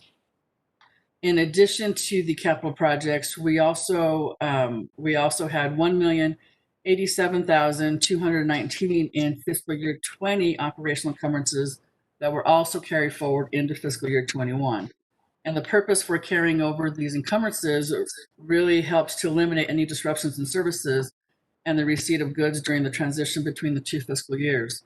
In addition, as we've previously heard, many of the amendments that we've been seeing and those that were occurring before June 30th were related to the COVID, and specifically bringing up community services in all the amendments that they were doing to their existing contracts for the Connect program. We wanted to ensure that there was no potential break in service, and also not inundating the departments or the purchasing group with a lot of requisitions to prepare new purchase orders in the current year for in relation to the capital projects. As County Manager Miller previously mentioned, these are multi-year projects, and then with the operational, just really to help with a seamless transition between the two fiscal years. And with that, I don't know if the commission, we can bring up the two exhibits. The first one would be for the capital projects and the second one would be for the operational, but I stand for any questions regarding this resolution. Okay, do we have any questions for Ms. Herrera on this resolution, commissioners? Then Commissioner Garcia, did you have any questions? No, Mr. Chair, I move for approval. So we have a motion from Commissioner Garcia. Do I hear a second? Second. A second from Commissioner Hanson. We're going to go to a roll call vote. Commissioner Garcia? Yes, Mr. Chair, thank you. Commissioner Hughes? Yes. Commissioner Hamilton? Yes. Commissioner Hanson? Yes. And a yes from Commissioner Roybal. This item passes unanimously. Thank you, Ms. Herrera. Congratulations. I think you're up again though next, so don't go too far. So we have a unanimous decision on this item. Madam Clerk, can we get a resolution number? Yes, Chair Roybal, for the record, the resolution you just passed is Resolution 2020-72. Thank you, Madam Clerk. You're welcome. Thank you. Okay, so we're going to go on to item number 4J. Or I'm sorry, 4I. This is a resolution requesting an increase to capital projects Federal Fund 305 to budget a state of New Mexico local government relief grant in the total amount of $14,306,627. And once again, we have our director from our finance division, Ms. Yvonne Herrera. I promise this is my last one today. Okay. Thank you, Chair Roybal, Commissioners. I'm here to request a budget increase in the capital projects federal funds in the amount of $14 million. This is in relation to the New Mexico Local Government Relief Grant and the New Mexico Small Business Continuity Grant, which are both components of the CARES Act funds that the state of New Mexico received from the federal government. Santa Fe County was awarded the State of New Mexico Local Government Relief Grant number CARES-01000-SFC from DFA in the amount of $10,506,939. And the money is to be used for any necessary expenditures incurred due to the public health emergency and is covering the period of March 1st through December 30th. In addition, the county, the city of Santa Fe, and the town of Edgewood were awarded the State of New Mexico Local Government Relief Grant number CARES-BUS-01000-SFC from DFA in the amount of $3,799,688. again for the necessary expenditures incurred due to the public health emergency. But in this specific case, it's providing continuity grants to small businesses within the county, with the exception of the city of Espanola. The small businesses, once granted, can use these funds for non-owner employee payroll, rent, scheduled mortgage payments, insurance, utilities, marketing. They could also use the funding for for business redesign activities, in reconfiguring their physical space to ensure social distancing, as well as installing any kind of plexiglass barriers, or purchasing IT or web-based conferencing to facilitate at-home working from home, and also PPE for employees. The city of Santa Fe is not part of this specific grant because they were awarded a separate grant to the city itself. The budget for this grant has been broken out by the different categories that was included in the application that Director O'Connor and her staff prepared for this CARES Act funding. Where it was identifiable, we budgeted those amounts specifically within those programs, such as the Connect program, the Housing Assistance program, and the small businesses. And in other cases where it wasn't very evident, it's being budgeted at the highest level within the fund, which will give the county some flexibility in moving funds around where we see we have a greater need. And with that, I stand for any questions, as well as Director Rachel O'Connor from Community Services Department. Thank you, Ms. Herrera, or Director Herrera. Ms. O'Connor, Director O'Connor, did you have any additional information to add? Mr. Chairman, members of the commission, I do not. I think that Director Herrera covered extensively some of the large things that are covered by this grant fund. Santa Fe County has a great team, of which Director Herrera was part, along with a number of people from various agencies, including growth management, who really did a significant amount of work on this project. So I want to thank everybody, and we are going to move forward with our partners to try to get these funds expended by December 30th. Okay, thank you, Director O'Connor. I am really excited, and I think that we're going to be able to do some wonderful services for our constituents with this CARES Act money or funds, and so I'm really looking forward to see how things progress in the next 2 months. So congratulations, and let the commission know if we can help with anything. Any other comments from commissioners? Commissioner Hamilton? I would just like to move for approval. So we have a motion from Commissioner Hamilton and Commissioner Hanson. I want to second it, and I also want to thank Community Service for all of the work that they have been doing, and Growth Management, and everyone on this project. I think it is really important that we get money out to the community, and I also am grateful for any public awareness, the public awareness campaign that we've been working on to educate people how important it is to wear masks, because I see all the time people not wearing them, and I think the more we can do to make it people aware, the better. So thank you to everybody. And second. Thank you, Commissioner Hanson. So we have a motion from Commissioner Hamilton, a second from Commissioner Hanson. Under discussion, are there anything under discussion? Commissioner Garcia? Mr. Chair, sorry, my little thing here kind of gave out. But are we still on the last topic in regards to the capital projects? Yes, sir. Oh, I lost the train of thought, but no, I don't have any questions, but I'll vote for it. Yes, Mr. Chair.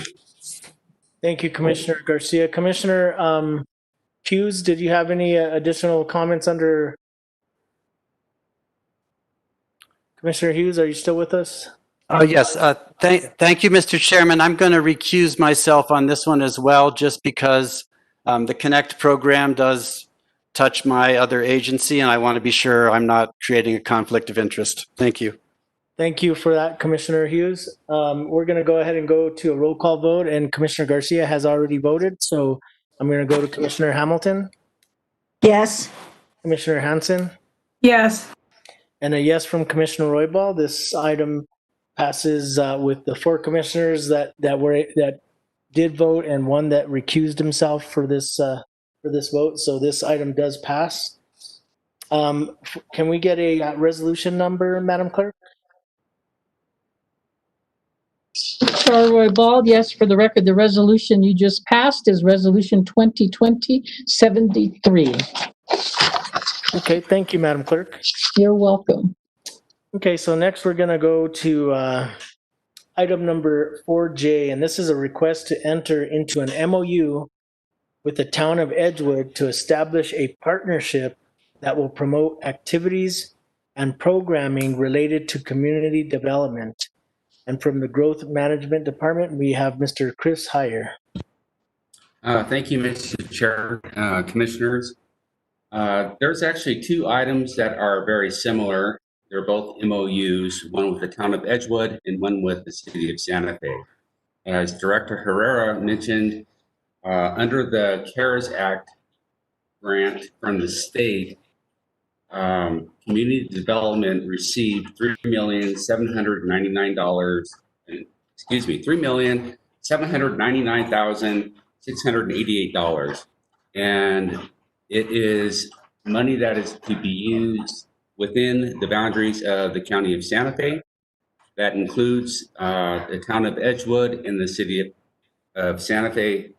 And the city of Espanola decided to partner with Rio Arriba County, so therefore they're not included in this partnership. This MOU is an MOU that we need to have in place, and same with the city of Santa Fe, in order to do community development projects in general. And the first project we have is under the Small Business and Nonprofit Stabilization Grant Program. So it's this CARES Act that grants that initiated the fact that these MOUs need to exist, and they will be amended from time to time. So I request that the MOU with the town of Edgewood be approved, and it'll allow a partnership between the county and the town to promote activities and programming related to community development. With that, I would stand for any questions, and I do believe that there is a town of Edgewood person online that is also available to answer questions. Okay, that individual, can you state your name for the record? Tanya, I believe you're muted.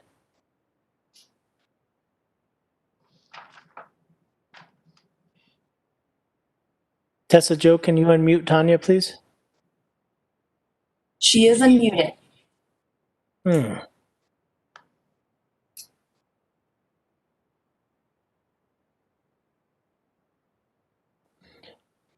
Tanya? Tanya?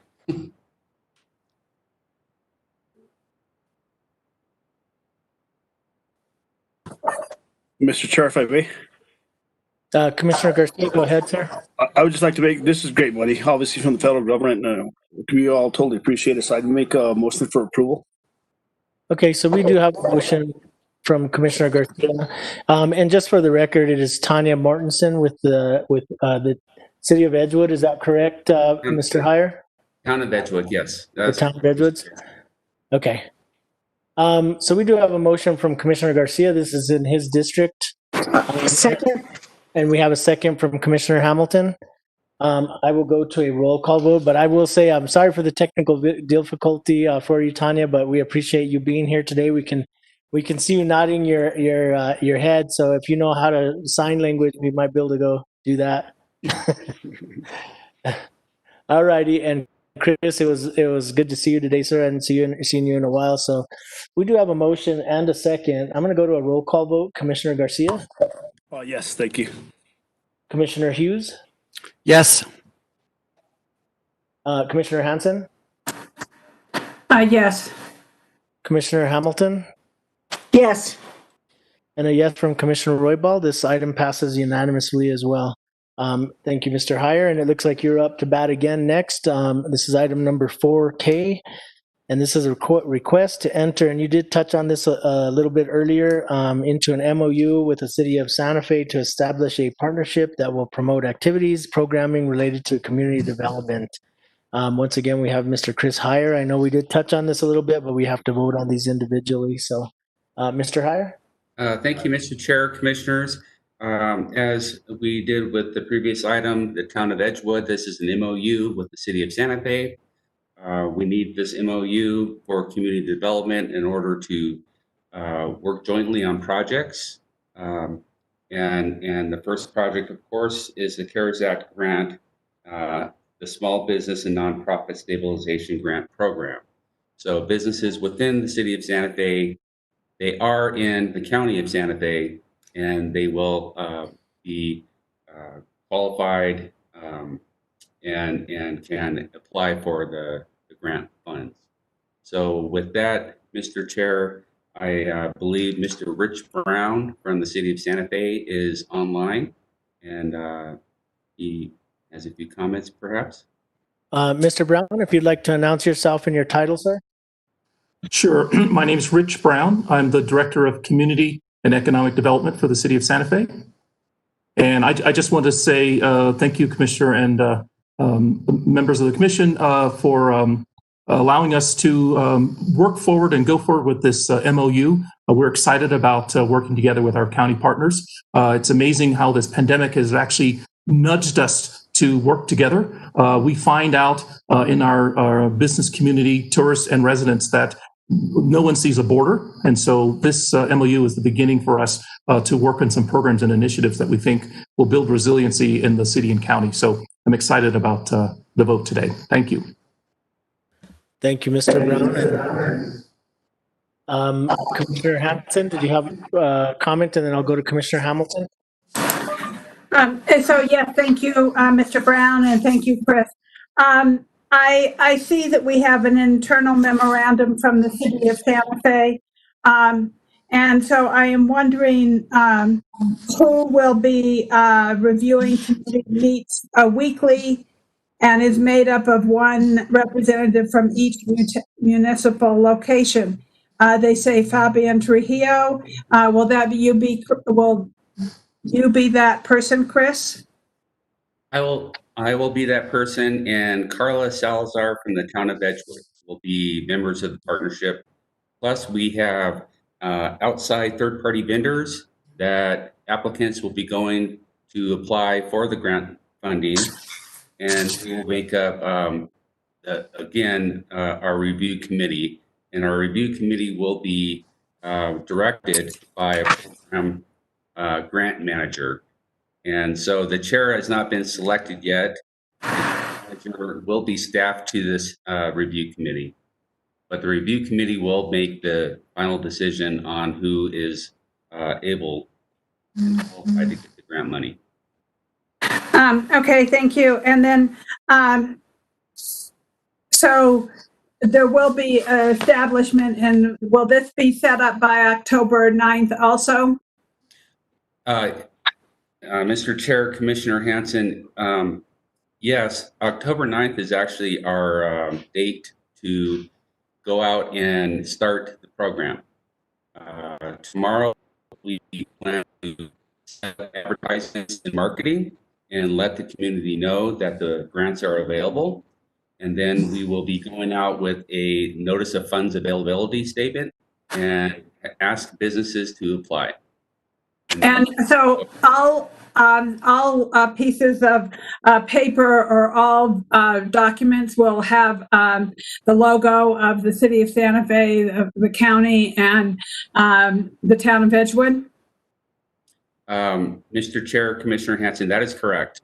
The County of Santa Fe is the fiscal agent for the other two governmental entities as well.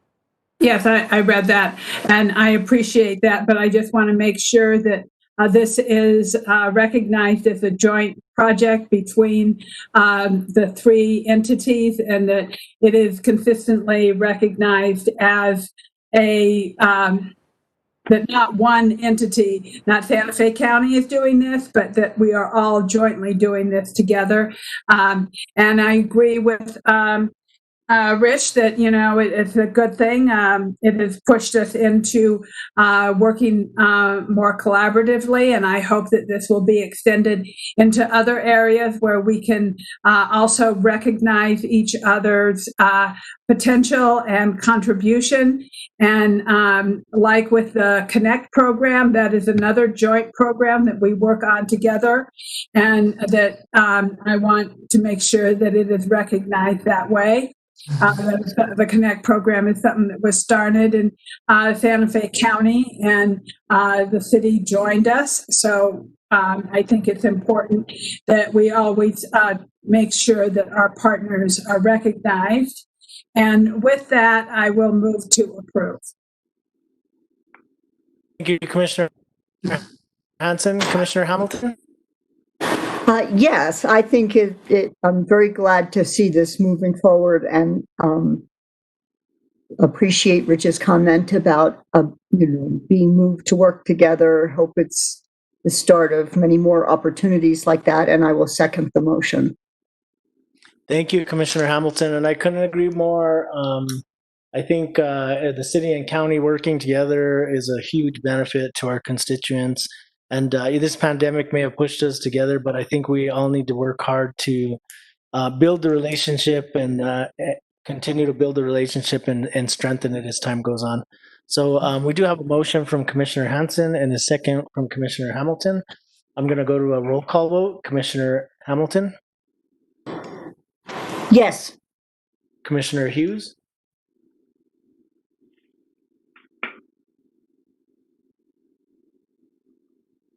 Commissioner Hughes?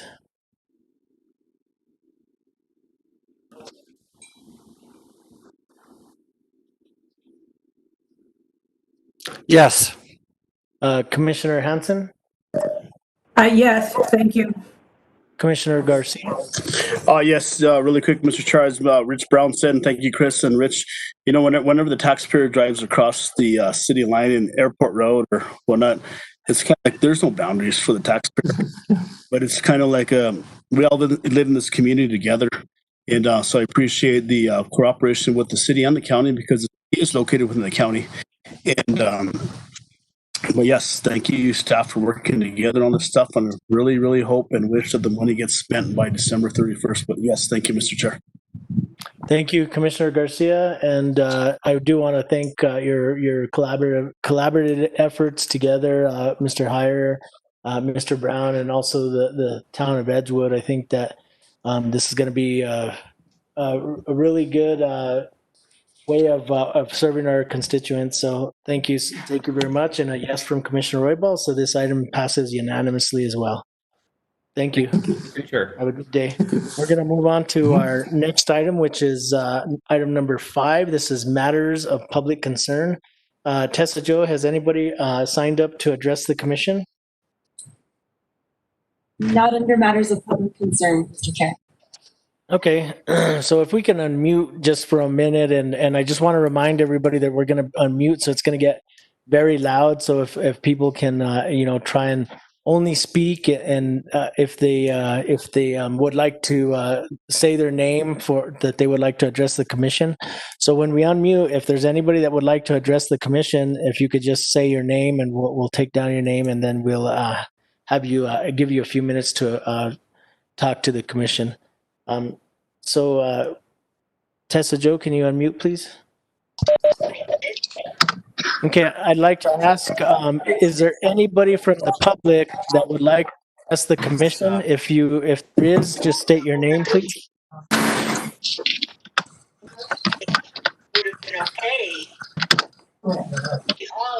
Okay, I hear voices, but nobody's saying they'd like to address the commission. So with that being said, I'm going to go ahead and close. And we're going to move on to our next item, and this is matters from the county manager. And miscellaneous item 6A is a COVID update. Manager Miller. Thank you, Mr. Chair. So I have quite a few updates for you. Let's see. First one is, as you know, Representative Jim Trujillo has resigned a little bit before the end of his term. And first of all, I just really want to thank him for his service in the state legislature. And as you know, we had his son worked here, his wife worked here. So I think we felt a really close connection to Representative Trujillo as our representative, one of our representatives, but also as kind of part of the family. So just want to thank him and wish him well. And I wanted to ask the commission how they would like to handle a reappointment. This is one of the legislative seats that's wholly within Santa Fe County. So it is much like when Linda Trujillo resigned, it's up to the Board of County Commissioners to appoint a replacement. As you know, we don't have a great deal of time left in the term, and there are two candidates that are running for election, and that is that there is a Democrat, Linda Serrato, and then there's a Libertarian, Helen Malinsky. I asked the Speaker of the House if it was important that the commission appoint somebody before the end of the year. He did say that, now granted, you can't know who's going to get elected, but he said it would be helpful if a person is on board prior to the election. He said prior to October 7th, so that they could do some interim work. So I thought you could have one of two choices as to how you would like to handle it, or a third if you come up with it. But one was if you wanted to have the two candidates that are running present to you, we could try to do either a special meeting prior to the 7th of October, or you could just wait till October 13th, our next BCC meeting, have them present and make a selection and appoint somebody. Or we could wait until the election and the board could appoint whoever wins the election, so that they could at least get some interim work prior to January 1. So I would stand for suggestions as to how the board would like to handle that. Okay, is there any comments or suggestions from the board? I think one question I did have, I'll go to Commissioner Garcia next, but just a question. If we appoint somebody prior to the election, do they show up on the ballot as the incumbent, or how does that work? No, Mr. Chair, because you're really just appointing till the December 31st to fill out the rest of Representative Trujillo's term. They would, the people who are on the ballot are the people who are on the ballot. That and the order of their placement on the ballot has probably already been determined since the ballots are already done. So that wouldn't change anything. It would just be a matter of whether or not you wanted to appoint somebody prior to the election or you wanted to wait until after the election. Okay, thank you, Manager Miller. And if we did it on our next scheduled BCC meeting, is that going to be adequate time in going by your discussion with Speaker of the House Egolf? Mr. Chair, I think it's adequate time. The date that he mentioned to me, that 10/7, if it could be by 10/7, that would be great, because they probably have interim committees that week. But I don't know that it's critical, but that's probably why he gave that date, that they have meetings for the month, committee meetings from 10/7 on. Okay, thank you, Manager Miller. I did have Commissioner Garcia raise his hand earlier, so I'm going to go to Commissioner Garcia and then to Commissioner Hamilton, and then I have Commissioner Hansen as well. Thank you, Mr. Chair. Thank you, Manager Miller. So the question I have is, if we appoint individual A or B, does the Central Committee automatically have to put their name forward, or is it just whatever the County Commission votes on, or how does that work? Because, like I said, 90 days is going to happen before the end of the year. And so I just have that question as into, so as Speaker of the Office, if we appoint individual A or B, whoever it is, will the Central Committee recommend before October 7th, or how does that work? Do you know? I don't know.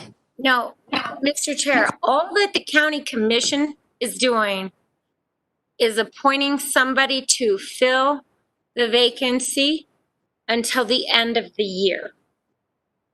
So it has nothing to do with the election. The election is already set. The individuals who are in the election have already, run the primary, and the people who are running for election are not Jim Trujillo.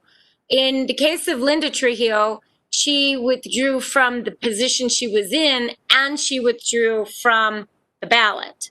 So the Central Committee is responsible for appointing somebody for the election. The County Commission was responsible for appointing someone to fill the rest of her term till the end of December 31st. In this case, Jim Trujillo was already not running again, and so the only thing that needs to be done is an appointment of someone to fill the rest of his term till December 31st. If you so choose to do it, you don't even have to do that. And then the other side of it is, technically you could appoint somebody else, but ideally you want to appoint somebody, and hopefully the person who actually wins the general election. Although you can't know conclusively who that is at this point. So that's why I said, if you wanted to wait until after the election, then you would know that who you're appointing is the person who's going to take office January 1. If you want to appoint somebody to fill out the term through December 31st, though, and you wanted to do it in a timely fashion for the business of the House committees, then the date that I was given was October 7th prior to October 7th is the ideal date for the House. Mr. Chair, really quick, thank you, Catherine, Manager Miller. So really quick, both of those candidates are actually on the ballot for the November 3rd election, correct? Yes, Mr. Chair, Commissioner Garcia, the two I mentioned, yes. Thank you, Mr. Chair. Thank you, Commissioner Garcia. Commissioner Hamilton? Thank you, Mr. Chair. I would suggest that there's no, I don't think it's that big an ask for us to do even a special meeting, especially given that it's all virtual, and have to present to us and for us to appoint somebody to fulfill the the request of the speaker to have somebody who is available to do committee work. I think it would be fair to have both candidates present. I think it's would be useless to wait until the November election because those election results are not going to be likely to be certified very quickly, given the number of mail-in ballots that are going to be done. And so I suspect that that in reality, waiting till the election wouldn't be very different than not doing an appointment at all. So I suggest that we propose a special meeting. I think that 3 days of notice is required. Whatever, I don't know what logistically would be possible for everybody. We'd have to figure that out and do this. It would be a fairly quick meeting to have a presentation and do a vote. That's my recommendation. Okay, and from now until our next BCC meeting is how many days? Mr. Chair, our next BCC regularly scheduled meeting is the 13th of October. The 7th of October is a week from tomorrow. Since you're typically used to doing Tuesdays, if I were to recommend a special meeting date, I would recommend October 6th. And that we just have a one item meeting and it's to do this. That gives us time to put it together, get the information from the two candidates and get it all posted by Friday and have them properly noticed for the 6th. That would be my recommendation. And Mr. Chair, that would be my recommendation as well. Commissioner Hansen? Thank you, Mr. Chair. I agree with that, and that would be my recommendation to hold a meeting on October 6th, I believe, is what you were saying. Yes, Mr. Chair, Commissioner Hansen. So 1 week from today. Okay. I think that would be perfectly adequate. I think we just need to check with the two candidates and make sure we could do this in probably the later afternoon, maybe 3 or 4 o'clock is what I would like to suggest. Okay, and a quick question. So we are going to, if we open this up, it'll only be open to those two individuals. Now, if one of them chooses not to participate, does that mean the other one would get the appointment? And also, if we, I guess just that question for now does that mean if it's only open to those two individuals, and is it okay for us to do that, to only open it to those two individuals legally, Catherine? Mr. Chair, I discussed this a little bit with Greg. I think that it's up to the board to make the appointment. I think that the reason I recommended just those two is one of the two is going to be the actual incumbent come January 1. So bringing other people into the picture, really, you're just going to be having them at the Capitol for 2 months and, 2.5 months, 3 months at best. And so I'm trying to at least narrow it to who are the two potential ones to likely still serve and at least try to narrow the field so that it's not a waste of an individual's time to basically be a part of the legislative process for just 2 months. The amount you have to learn anyway is pretty extensive. And so I think it's up to you. If you wanted to open it up, but that makes it also harder for us to do anything by October 7th. Okay, I just want to make sure we weren't violating anything by doing that. The other thing is that other question that I have, if only one chooses to put in for it, then does that mean the other one automatically gets it? Mr. I mean, Chair, we would still have to appoint, of appointment course. still- correct. You still have to make an appointment if Yeah. for it to be a legitimate appointment to the legislature. Okay. Thank you, Catherine. Commissioner, I know I saw Commissioner Garcia's hand up, but also Commissioner Hamilton's. I think I saw yours first, so go ahead, Commissioner Hamilton. Oh, okay. I was going to say, realistically, I would not expect either of those candidates to not participate because they were both actively running for this position. So I don't think we really have to be super concerned about that. Okay, thank you for that comment, Commissioner Hamilton. Commissioner Garcia? Just really quick, I appreciate Catherine, Manager Miller's opinion on this. But as you know, Catherine, back in 2004, whenever Representative Jim Trujillo got appointed, and back in those days, we went through this entire process. I didn't. I wasn't only sitting on the dais up there. However, I just want to thank Representative Jim Trujillo. You know, guy that took care of his district, the Alafia district, and he was the vice chairman of the Tax and Rev Committee. And those of us who know how that roundhouse works, as I forget his name, he was on a radio announcer, the Mary Roundhouse, right? And Representative Trill did an excellent job for the Santa Fe with the Santa Fe delegation, because the Santa Fe delegation, very good individuals.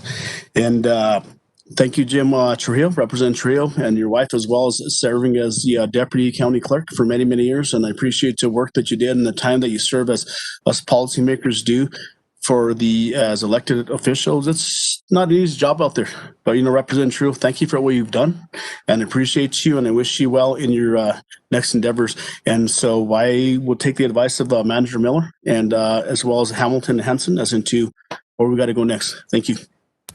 Thank you, Commissioner Garcia. And I'd like to echo those sentiments. Commissioner or Representative Trujillo is going to be, some huge shoes to fill. Not only as a representative, he also was a teacher, is a huge part of his career. Even my mom has told me that he was one of her teachers in school. So he's been around. He's been serving the community for a very long time. So my hat's off to him, and I wish the very best for him and his wife Vicky, and for his whole family. I hope you just enjoy your time. It's time to do what you want to do instead of what you have to do. So just a huge amount of gratitude for your service, sir. I'm going to go. I think I saw Commissioner Hughes. He hasn't gone yet, and then I'll go to Commissioner Hanson. Thank you, Mr. Chairman. Jim Trujillo is a good friend of mine as well, and the last time I talked to him, he said he was really looking forward to retiring and sitting on his and reading books. So I hope he gets to do that. You're right, he was a great servant to the community. His part of Santa Fe County and all this very well, and we'll miss him. And I was thinking slightly differently, but I go along with the suggestions to next week. I was, however, thinking that when I got appointed, I was happy to have a couple weeks in between when I got appointed before when I had to start to put my life in order. But I imagine these two women are probably really anxious to get going and would be happy for us to meet next week and appoint one of them. Okay. Thank you, Commissioner Hughes. Commissioner Hanson? Thank you. I have known Jim and Vicky Trujillo for a very, very long time. I think it's been at least 30 years, and it could be more. And I wish him all the best in retirement. I also saw that William Mee was on the line and that he was clapping for Jim Trujillo. And I want to thank Representative Trujillo for all that he has done for the village of Agua Fria and for the community, for all of the community. He has been a real trooper in many, many ways. And I know that the village loves him dearly. So I wish him all the best in his retirement. Thank you. Thank you, Commissioner Hanson. So I think that you have direction from the board, Manager Miller, for us to have a special meeting, hopefully in the afternoon, it sounds like, on next Tuesday, after 3 o'clock or 3 o'clock. That'll work. Thank you, Mr. Chair. So we will get on that. So that's item 1. The next item, and I don't know if Patricia is still on, but I'm really proud of Patricia and Chair Roybal on Santa Fe County hitting our goal on the census.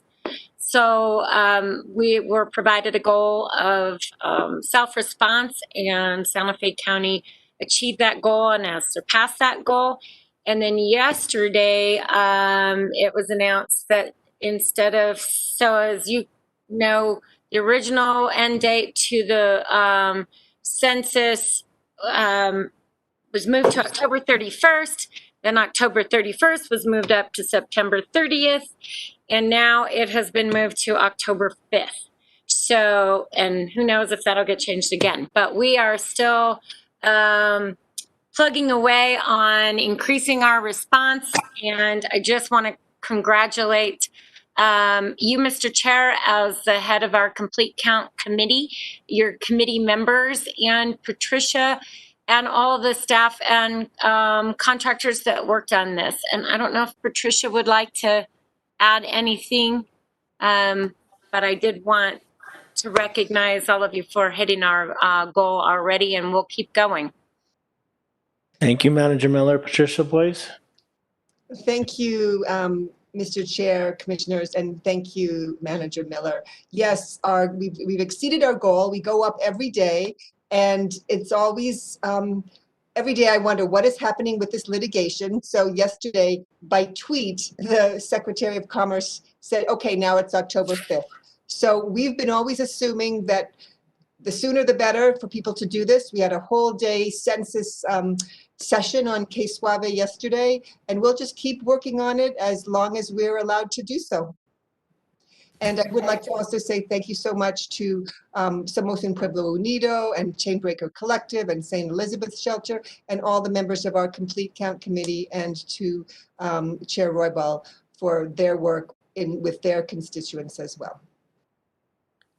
Thank you, Patricia Boys. I appreciate it, but honestly, you guys did all the heavy lifting. I couldn't be prouder of all of our partners. The schools were there. We had Northern New Mexico College. We had Milwaukee High School. We had the Santa Fe Public Schools. We had Santa Fe Community College. We had so many great partners that helped put this all together. And so it was really an honor to work with you guys on achieving this goal. And big time thank you to you, Miss Boys, and also to Krista Kelly. She did a great job as our director and coordinator. So I think that it went really well, and I'm hoping that the numbers will jump up even more points before the end date does happen. So I'm really happy to see the results that we ended up with, and I think everybody worked really hard. So thank you so much. I appreciate that.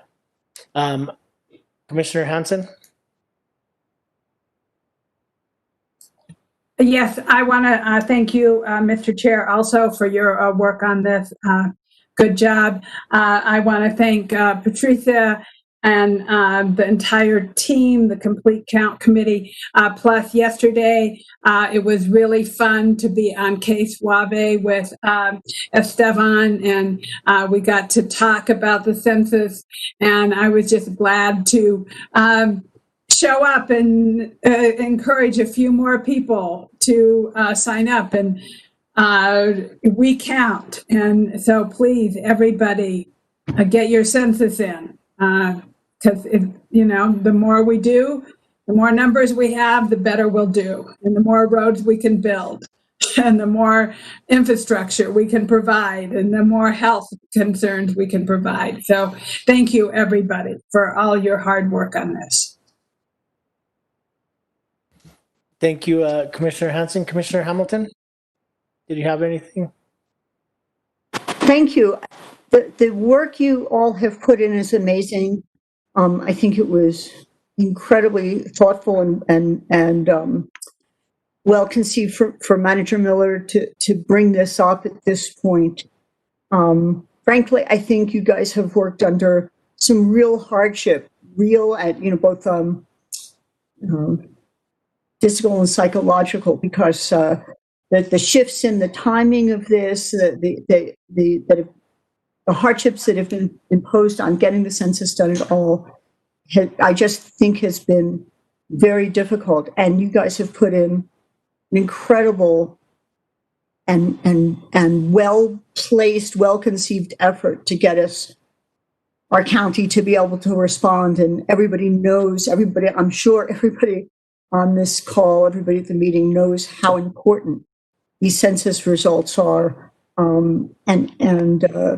I just can't do more than to thank all of you, Patricia, Boyce, Mr. Chair, Commissioner Hansen, I know has been very committed to this. I think every commissioner has done some effort to try to get their particular district constituents aware of what was going on and to promote the effort. But you guys have put out so much work. Thank you very much. Thank you, Commissioner Hamilton. Commissioner Garcia, did you have any comments? No, Mr. Chair, thank you. Commissioner Hughes? No additional comments. Thank you. Thank you. And, like Commissioner Hamilton mentioned, I mean, just the fact how this board adapted and staff adapted to the pandemic and just got acclimated to making a huge difference and making sure that we got the numbers we needed. It was, something that we had to be very diverse to make those changes. So just really diverse and flexible. And I think we did a great job. And, I think it all came down to the partners that we had and all the additional help from our commissioners. I think just about all of us did a commercial on Kiswabe that to bring it directly to our constituents. So I think it made a huge difference. So thank you again, Patricia. Manager Miller, back to you. Yeah, the next item I have, as you know, the BCC approved a resolution in July for us to add some general obligation bond questions to the general election ballot. Now that it's election season, we wanted to make sure that we put educational information out to the public about what exactly those bond projects are. My screen's about to go out. What those bond projects are. So the three bond questions that that'll go to the voter. Yes, if you could click on that one, Daniel. Are a question, and they all kind of start out the same way, and that is that if the voters would like to fund up to a certain amount of dollars. In total, we did $20 million in capital infrastructure projects, and they're in three different areas: open space, trails and parks, roads, and water and wastewater. So that's what we will be asking voters if they would approve. And I think, Daniel, in that one, can you go down a little further? I think we have the, yeah, there we have so open space and trails. It's the question on the ballot will be, shall Santa Fe County issue up to $4,829,000 in general obligation bonds payable from general taxes or ad valorem taxes to acquire, design, construct, improve, equip, and restore open space, trails, and parks within the county. On roads, it's $11.4 million or $11,421,000 in GO bonds to acquire, construct, design, equip, improve roads within the county. And then water and wastewater is $3,750,000 for acquiring real property and necessary water rights and to construct, design, equip, and rehabilitate and improve water and wastewater projects within the county. Then, Daniel, I'm going to turn this over to Daniel Frescas and Paul Olofson, though. So this is the kind of paper information packet that's available, but they have done a great job at putting together an interactive map and additional information about where these projects are located. I don't know if they'll be able to do the video, but I'm going to turn it over to you, Daniel and Paul, to show the board and the public what we have available for them to access to see what's in our bond questions. All right, Mr. Chair, Manager Miller, this is Daniel Frescas, Media Coordinator for Santa Fe County. I'm going to navigate around the story map and request that Paul Olofson kind of give an informational presentation on this. Paul, are you available?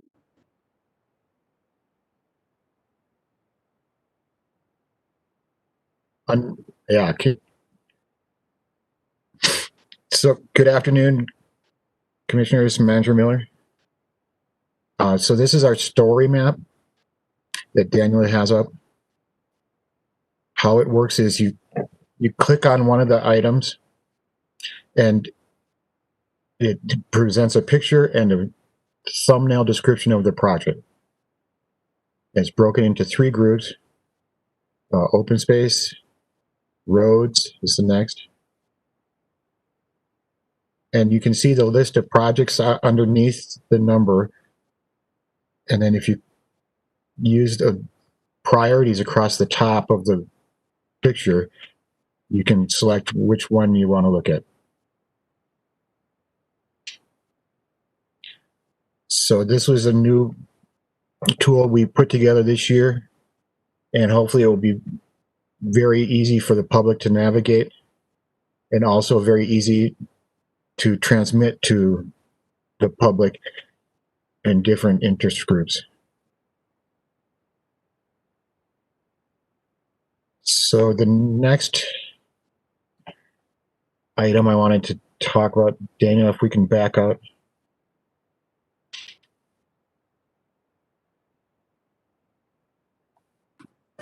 Sorry, it's loading. It's taking a second.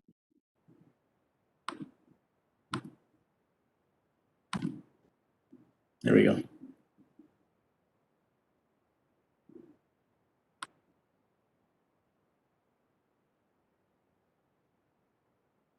Paul, somehow you were muted, so you have to start that over.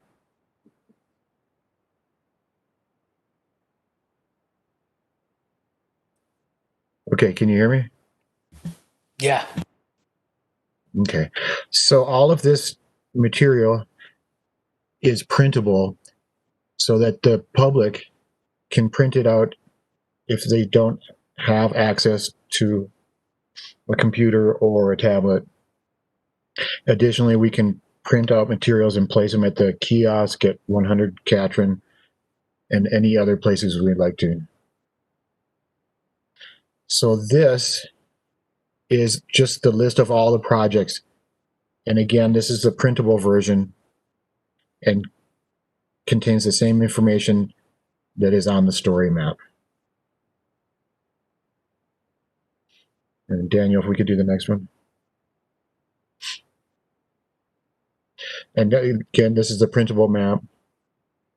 And I used Commissioner Garcia's example as how will his grandmother be able to see this. So we do have paper copies we can distribute as needed.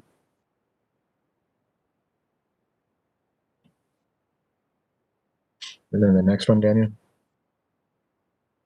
This is just the resolution that the commission approved. And it has the same language of the 3 questions that Manager Miller showed earlier. And I'd really like to give a special thanks to Manager Miller for helping us put this together, and also to Jacob Stock and Chris Visa in the growth management who helped us put it together, as well as Tessa Joe, Daniel, and Carmelina in the manager's office. And Daniel and Paul, there you go. I was going to say there's some video, and if it'll work, I think that would be great. Okay, so I'm going to attempt to play this video, and if it doesn't work, I'm going to send a link through the chat feature of WebEx, and you can watch it later on if this doesn't work.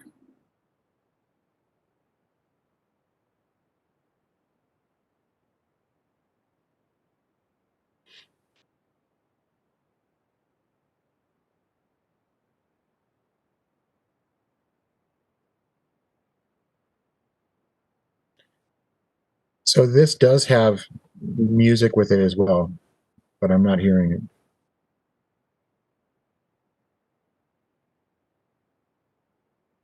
And this is not every project on the list, but it's a representative of all the 5 commission districts, as well as the different types of projects: open space, roads, water, wastewater.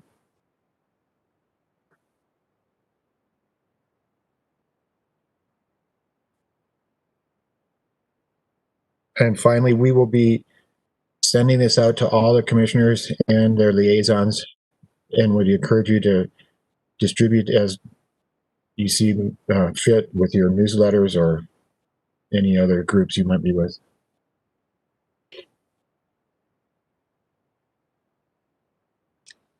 And Mr. Chair, while we can't advertise requesting people to vote in favor of a bond issue, what we want to make sure we always do is provide information about what's in those bond questions so that the public can be well informed of what they would be voting for or against when they have their ballot in front of them. Okay, thank you, Manager Miller. Commissioner Hanson, did you have a question? And I'll go to Commissioner Hamilton. Thank you, Paul and Daniel and Catherine and the whole team. I think this is great.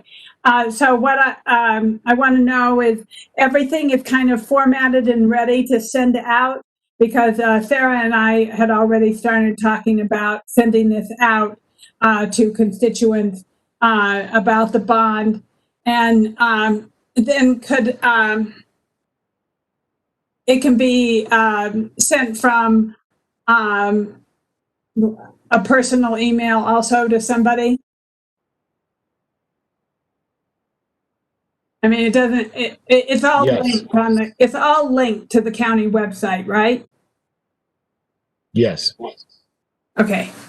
So I think this is great. This is exactly what I was looking for and hoping for, because I think it's really important that we share as much information with our constituents as possible and let them know what we want to do. And I always find that the more information they have, the more likely they are to vote for what we want to do. So thank you once again.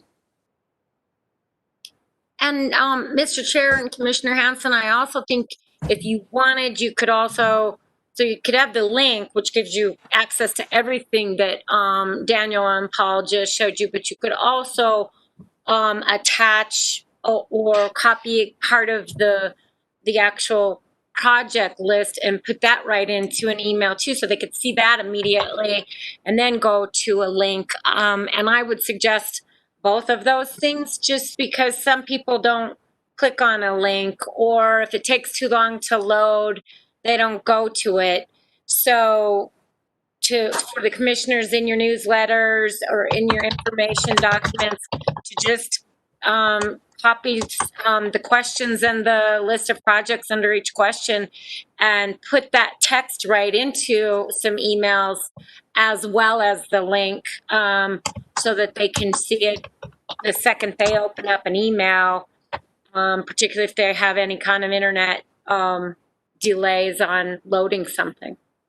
I think that's great. I think it's great that we can have both aspects. And of course, thank you for making it printable, because if people want to pick it up at the kiosk, at the complex or at Public Works or at one of our buildings that we have that they can have access to. I think it's really important to get the word out. So once again, thank you, everybody. Thank you, Commissioner Hanson. Commissioner Hamilton? Yes, I wanted to say almost the same things. This is just a brilliant way to summarize information. It's so useful. You can get as much or, additional information as you want. You can get just the basic summary. It's so well laid out. It's a fabulous way to share information with constituents. Thank you for the additional suggestion about how to share it in newsletter, but just knowing that people can come to they can get it in printed version, but that they can also go to the county website and go through the story map and understand what they're voting for. This is wonderful, and it was really well done. So thank you. And again, I just wanted to thank you, that project team that I listed before. They did a fabulous job, and it is very nice and very clean. Thank you. Thank you for that. Any other comments or questions from the commission? Just really quick, Mr. Chair, this is Rudy. Commissioner Garcia? I appreciate you, Paul, actually, sitting on the school board and sitting on the county commission as into, like I said, my grandma doesn't have social media. She doesn't have a cell phone, but as long as you can print it out and make it available for her, because she does vote. I take her to vote. She doesn't want to vote in the last 2 years, but I take her to vote every year because she had to vote for me 2 years ago. And so I just appreciate that because there are individuals out there that don't have social media. And so I appreciate you looking out for those individuals. Thank you, Paul, and your team. Thank you, Commissioner Garcia. Manager Miller, did you have any other updates, or was that it? Mr. Chair, I do have more, but I think Commissioner Hughes had a comment on Commissioner Hughes, this sorry about item that we're on. Yeah, thank you, Mr. Chairman. I just wanted to say that, I agree. It's a fabulous tool, and I hope you'll help us get it out so that people actually look at it. Because I think lots of times you go into the voting booth and that's the first time you see the bond questions and you sort of wonder, well, what is this? And if we can get that out to people, they'll probably be a lot more comfortable voting for them. Thank you. That's very true. The better informed our voters are, the better it is for everybody. So thank you, commissioners, for all your comments. Okay, back to you, Manager Miller. Thank you, Mr. Chair. And I want to thank Daniel Frescas, Paul Olofson, the project, the staff that worked on that, GIS. It's a really exceptional piece of public information, and we haven't had anything quite that sophisticated. We've put maps together before, but the video and the interactive map is, I think, a really nifty tool, particularly now that everybody's doing everything via the internet. You can find all these things online and take a visit with Daniel Frescas's amazing photography. So thank you. And so, Mr. Chair, the next item, it's kind of three things relative to the COVID updates. The other things were my general updates. The next are the COVID updates. As you know, We started the public awareness campaign. You brought, Commissioner Hanson brought it up.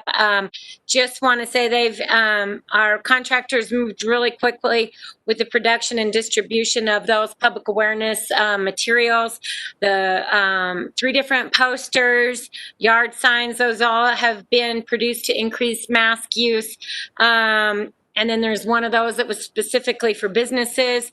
We have also developed a small business card business card size handout that provides information about our Connect program. And we're handing those out at COVID testing sites. So just as one more location where we can provide information on what resources are available through the CARES Act money and Connect. Also, we are focused on a campaign that is going to be used for the northern part of the county in northern New Mexico. We've had a really good response on this campaign where we from businesses who've requested to put them on display, individuals who've wanted to put them the yard signs.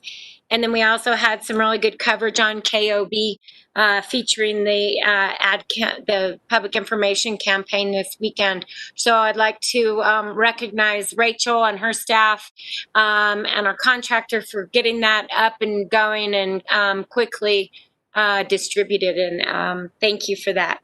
Also, as you know, from the action items that we had on the agenda, Community Services is in the process of issuing all those new contracts. So we're going to be out there trying to get as much community support in getting more food and housing opportunities for individuals who've been impacted by the pandemic. And you saw the list of all of the contracts that we'll be awarding, but quite a bit of funding to St. Elizabeth's Interfaith and Pathways and Esperanza shelters to try to provide relief for the homeless individuals. And also we'll have other contracts in behavioral health, navigation, and other things that support individuals in our community. And then I'm hoping that Joseph Montoya is online, although I am not seeing him at the moment. I'm in. Oh, there he is. Joseph, you want to give a quick update for the public on the business? I know we talked about it in the housing meeting, but we have a different group of individuals who participate and watch these meetings, and you could give an update on the business opportunity grants and the housing opportunities. Sure, I'd be happy to. Thank you, Manager Miller. Just as you know, on the economic development side, we had a joint proposal with the City of Santa Fe and the Town of Taos. I think we were very successful. We did not get all the funds we asked for. We actually asked for $7 million. It came out to 3.7. However, as was mentioned earlier, if we're successful in getting this money out quickly, we may be able to reallocate some funds in this direction because we know the business community is really hurting. We will be providing up to $15,000 per business for each grant. We won't go any higher than that, although there's probably several businesses that will receive less than that. To be eligible for the grant itself, you need to have a business address and a business license in the County of Santa Fe, the City of Santa Fe, or within Edgewood. You can't have more than 50 employees, and you have to prove that you had a 25% loss of revenue from March of this year to the March of last year. And so it's important to be able to show that. So we'll be looking at a lot of financials in order to be able to put those grants in. That's a statutory required qualification from the CARES Act itself. The businesses themselves cannot have more than $2 million of revenue, as I had previously mentioned. In addition, I wanted to say that at the end of our funding cycle, we do have priorities, and we wanted to prioritize even smaller businesses. So those businesses that have less than 25 people, unless they have less than $1 million worth of revenue, will be allocated specific funds or more funds if in fact we are starting to run out of funds and we see that there's not going to be any more funds to be allocated. So we do have a priority item in that. I have talked about businesses, but a good portion of Santa Fe's economy is actually based with nonprofit organizations. And so we are providing funds to those organizations that have 501c3s. So I just wanted to make that clear that we've had several conversations with churches and other entities and 501c4s. We'll only be providing funds to 501c3 organizations. Of course, there are churches that do have 501c3s as part of their portfolio, and so in that area they'll be eligible. Also, it's important to note that we're only going to be providing funds for folks that are current on their taxes. You can't use these grant funds to be able to pay your taxes. I just wanted to make that clear. That is a question that had come up earlier. So those who participate, we will be checking whether or not they've paid their taxes or not. And they have to be, of course, the organization has to be in good standing with the state government in order to be allocated funds. From a marketing perspective, the fact is that you have now approved these funds. Tomorrow morning, we will be amending our webpage and letting folks know that these funds are going to be made available, and we'll be providing more details as it goes on. We intend to have changes to our web pages on October 2nd, the 5th, the 7th, and then finally on the 9th. So as more information comes available, we'll be providing that information. We are coordinating these allocations of information with the City of Santa Fe and the town of Edgewood. And so we're all saying the same thing. As has been previously noted, this is a joint program, and we wanted to make sure that the entities that joined in with us also received the due credit in actually assisting in providing for businesses in Santa Fe. Both the town of Edgewood and the City of Santa Fe have already passed the two MOUs that you had approved earlier, so we're in good shape there. So we can instantly move forward with our partnerships, and we will. And I just wanted to say also just thanks to Manager Miller and to making sure this was a priority item for her and for us also. And so it was very good to have her support in making these kind of things happen. And I think we're going to have a program that we can be proud of in terms of making sure that these funds roll out quickly and effectively. We've designed our internal programs so that both our reviews and our allocations of funds will be done as quickly as possible. We know that businesses out there are hurting. And as was mentioned earlier too, the funds can be used under two areas. One for salaries, not the owner's salaries, but other folks' salaries, rent, mortgages, things of that nature. And of course, in order to replace PPEs or plexiglass and things of that nature. So if you have any other questions, I'd be happy to ask, but we did want to say that we would thank you for your vote. Thank you for your confidence. We've made very good connections with both the City of Santa Fe and the town. We hope we're already working on new programmings and new economic development programs in conjunction with the city.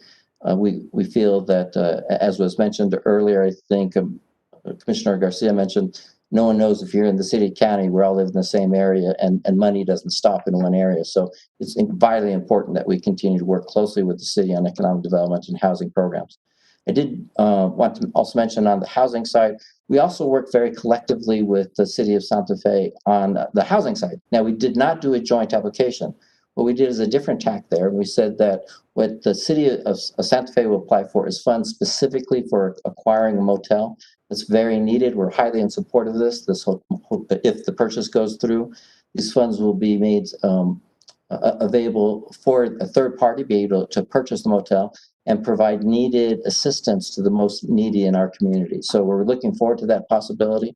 The hotel is located in an area that I had worked on when I was at the City of Santa Fe, and the idea behind that particular area was to be the second plaza in accordance with the law of the Indies, which is the first land use laws that the city and the area was first built on. So as had been mentioned earlier in a previous meeting, we will be providing funds. So the City of Santa Fe is going to be looking to actually acquire through a third party new facilities to be able to assist those in need. And then we will be providing not vouchers, but we're providing assistance both for mortgages and both for rental assistance. And those will be up to $7,500 per household. Those two programs will be run through the Santa Fe County Housing Authority. In addition, we've looked closely with the Community Service Department through the CARES Act to be able to provide funding and more assistance to those who are in need of kind of deeper levels of subsidy and more programmatic assistance through human services functions. So we're looking forward to getting that out. The due date on that program would be the 15th, and we will be advertising both through the CARES Act funding through our partners, and also, as you know, we all have many long-term relationships with landlords, right? So we have over 2,000 landlords effectively. I'm sorry, 300 different landlords effectively that we deal with at any time. And so we're going to be actually contacting them and letting them know that if their folks are having problems, they can contact them and contact us to be able to provide rental assistance, because it's not only the renters that are hurting, it's the people who own the buildings that are also not getting those funds. And so it's really important for us to be able to make sure that both sides of the equation receive those funds in order so that our economy doesn't fall lower than it can or should. And I think, we have a fairly healthy and robust economy. We can do a lot more, and I think these funds will go a long way in promoting our ability to continue to support the residents of the city of Santa Fe, the county of Santa Fe, Edgewood. Thank you, Joseph. Thank I you. appreciate you giving that update. So I don't know if the commissioners have any questions on that. I have two other quick things under. I don't have any questions. Any of the other commissioners? No? Okay, yeah, if we can move on. Okay, so then, as we've needed and I appreciated the board's support in, supporting me and us in the county being flexible during this whole COVID-19 with the CARES Act, grant application, all of that. Typically we would have time to bring these large, grant applications to the board ahead of time. But we haven't. And there's another one that I want to commend the clerk for getting, for obtaining. But I wanted to let the board know that we received, and I did accept a grant above my authority yesterday that was for $677,000, almost $678,000 to assist in the election, a COVID-safe election.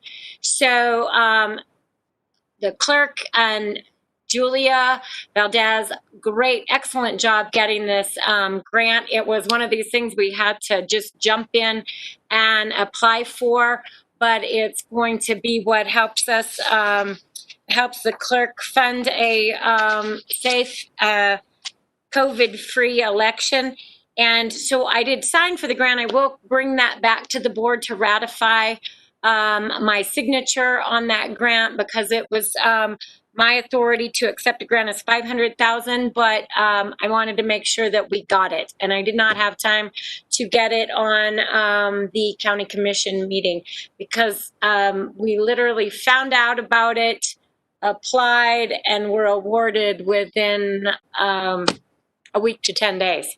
So I don't know if the clerk wanted to add to that, but it helps us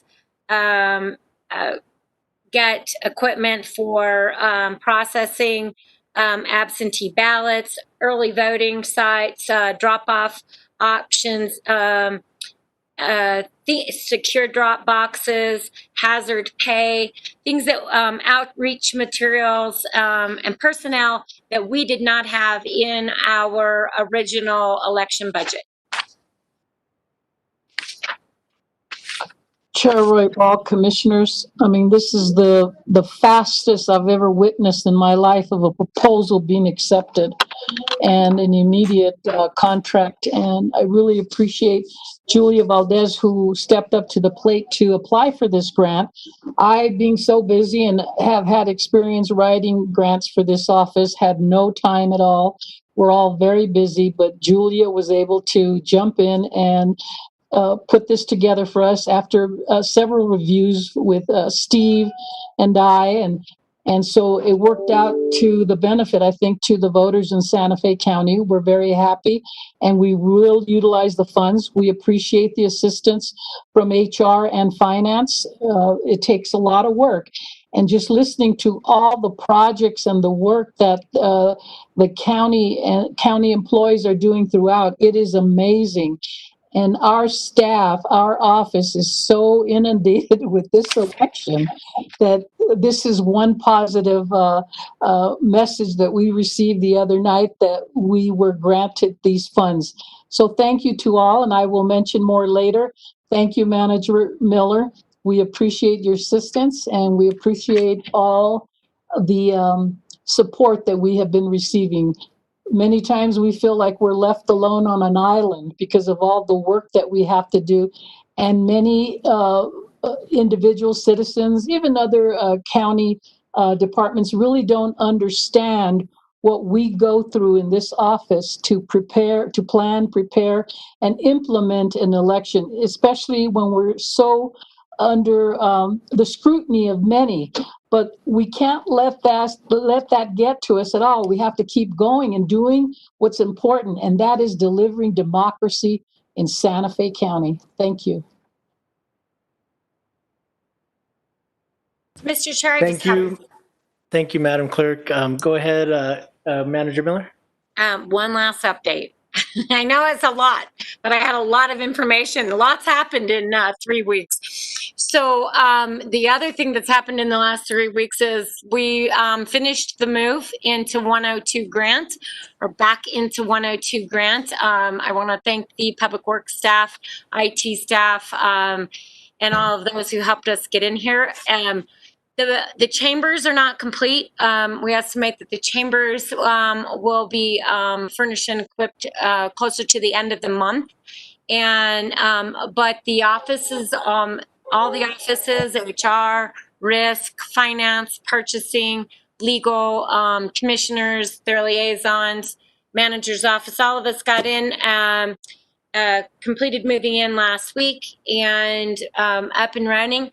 The building is not open to the public except by appointment. We do have the courtyard.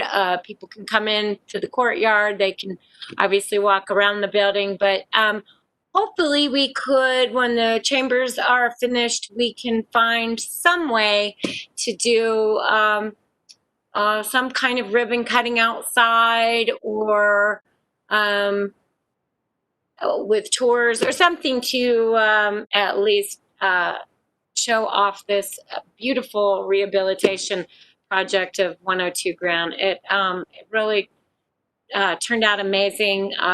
You know, from a 1938 John Gamine building. And like I said, we still have little things to finish up, but just wanted to let the board and the public know we are now located in back in 102 Grant. And that concludes, Mr. Chair, my updates. And I stand for any questions that the board may have. Thank you, Manager Miller. That was quite a bit of work, like you said. You definitely a busy couple of weeks that we had before this next meeting. So appreciate the update. I don't have any questions. I don't know if my fellow commissioners have any questions or comments. Okay, Commissioner Hanson. You're muted, ma'am. Yes, I just want to thank the whole team for making the move go smoothly into 102 Grant, and that everybody is getting settled into their new location. And I agree, the building looks beautiful, and the courtyard is spectacular. So I just want to say thank you to everybody. Thank you, Commissioner Hanson. Okay, so thank you once again, Manager Miller, your update. Mr. Chair, I have a question. Commissioner Garcia? Really quick, what if I don't like my office manager, Miller? What do I do? I guess you don't have to come into it. I'm just kidding. I can hardly wait till the general public goes in there. It's like an old house that got remodeled and looks awesome. Looks great. It's totally awesome. It's great job, staff and Jane's Construction and everybody else and all the subcontractors. Great job. So I can hardly wait till we open up to the public, and it's beautiful. It's cool. I like it. Thank you. Thank you, Commissioner Garcia. I couldn't agree enough. I really like the way they opened up the courtyard to bring it back to its original footprint. I mean, it's really a beautiful facility, and I'm really glad to see us bring it back to its original footprint and architecture. So, thank you for the update, Manager Miller. If there's no other comments from the Commission, if we can move on to our next item, it's item number 7A, and this is our commissioner issues and comments, including but not limited to constituent concerns, recognitions, requests, or updates for future presentations. Is there anybody from the Commission? Commissioner, I'm going to start with Commissioner Hamilton, and then I'll go to Commissioner Hanson. Thank you, Mr. Chair. I only wanted to mention to anybody who's interested, and in particular, obviously, the constituents in my district, that this Saturday, October 3rd, is the first Saturday of the month. And so since we don't have any interfering holidays, we will be having coffee with the commish from 9 to 11, and I'll be sending out the meeting link to everybody who's on the mailing list, and hope that anybody who's interested tunes in and tells me what's on their mind. Thanks, Mr. Chair. Thank you, Commissioner Hamilton. Commissioner Hanson? Thank you. So it's actually been a busy 3 weeks for me. I was invited to participate in an oil and gas virtual fly-in to Washington, D.C., where we spoke with our congressional delegation about the methane rule and the things that are happening in New Mexico and protecting our environment. It was really great to see Senator Udall and Senator Heinrich. They both joined the call. And one of the highlights was Kendra from Dene Nation out near Chaco Canyon went out on the land, and we were able to see behind her. So there is the benefits to being virtual, to seeing where people are, and it was really quite nice. The other interesting comment that I got, and I think that it is really good that we've started working with the city, is at the Resilient Committee that I sit on with NACO. It was mentioned that the vaccines might be distributed through the counties. I don't know how they plan to do this. This was something just from the White House that was announced at this Resilient Committee's meeting, but I think that it's great that we've started a conversation with the cities and the town of Edgewood if we are going to be responsible. And it seemed like an unfunded mandate when maybe the real way that it needs to be, the vaccines need to be distributed is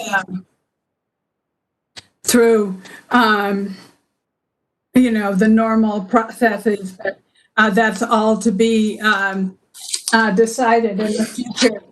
One of the things I do want to mention, I've had a number of noise complaints on 599 via Abaco.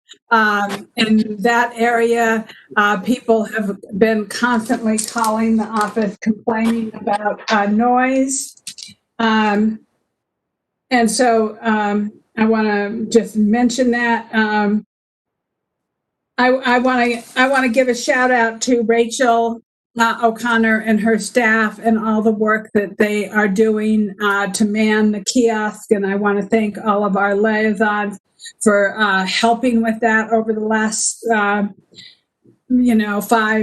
months, and that community service is going to be taking that on, and I'm grateful to their work. I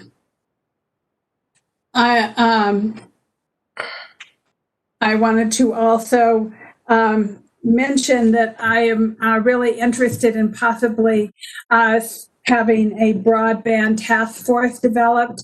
I think that this pandemic and COVID has kind of laid us bare in the fact of how uneven and inadequate broadband is in Santa Fe County, and of course in northern New Mexico, even in Albuquerque. It was even slightly shocking on some of these virtual fly-ins with DC staffers that were at their home, which was right outside Washington, DC, that they had lousy broadband. Also, I think that broadband is one of the real issues that has come out of this pandemic that we all need to really start paying attention to. I'd also, I've talked with Manager Miller about an arts committee and thinking about how we can get more art in county buildings. And then what else do I have on my list that I wanted to share? Oh, one of the wonderful things that, and I hope that Commissioner Hughes will be happy to hear this, but what I have found is that a number of HOAs in my district, Las Campanas and Rancho Viejo, have, as it is not in my district, but in Commissioner Hughes's district, have adopted the pollinator resolution and have started sharing it with their constituents, and have so I want to encourage my other commissioners to share that resolution with HOAs in your district. Rancho Viejo, I didn't have to share it with them. They came to me and asked me for a copy, which I was happy to share with them, and then just getting it out into the community and making people aware of it, and people seem to be incredibly receptive and open to this protection of pollinators and wanting to do things to improve their environment. I've gotten lots of emails from constituents all over the county wanting to know what they can plant and how they can, encourage that, and what, I tell them what not to use also, that's really important. And then I'm hoping that I mentioned this to Sarah, and I think I've mentioned it to County Manager, but I'm hoping we can start working on a Earth Day resolution for 2021, and maybe do some of the planting that we weren't able to do in this last year because of the pandemic. Then also, I sit on the Northern Rio Grande National Heritage Board, and we had our annual meeting, and we have elected Dr. Patricia Trujillo, who is a scholar and professor at Northern New Mexico College, as the president, and Doris Rivera, who works at the Lanham Foundation, is our vice president. I was elected secretary, and Councilor John Ritchie is our treasurer. And so we're very excited to start this new chapter. We have also moved out of the Oñate Center and moved into the city of Espanola. So we moved into a kind of a historic building that has been redone, called, it was referred to as Willie's Pool Hall. But it's right in the center of Espanola, right behind the Chamayo Trading Post. And we're just moving into there. And we also hired a new executive director, but that was 6 months ago. But she has moved us, and I feel like the organization is starting to get a new lease on life, and we are seriously working on reauthorization, which is coming up for many of the heritage areas throughout the United States. And I'm always looking for board members for this board. And Charlotte Roybal, who is a Santa Fe community member, has joined this board, the Northern Rio Grande National Heritage Area Board. So I was very excited about that. And I hope I haven't, I'm sure I've left something out, but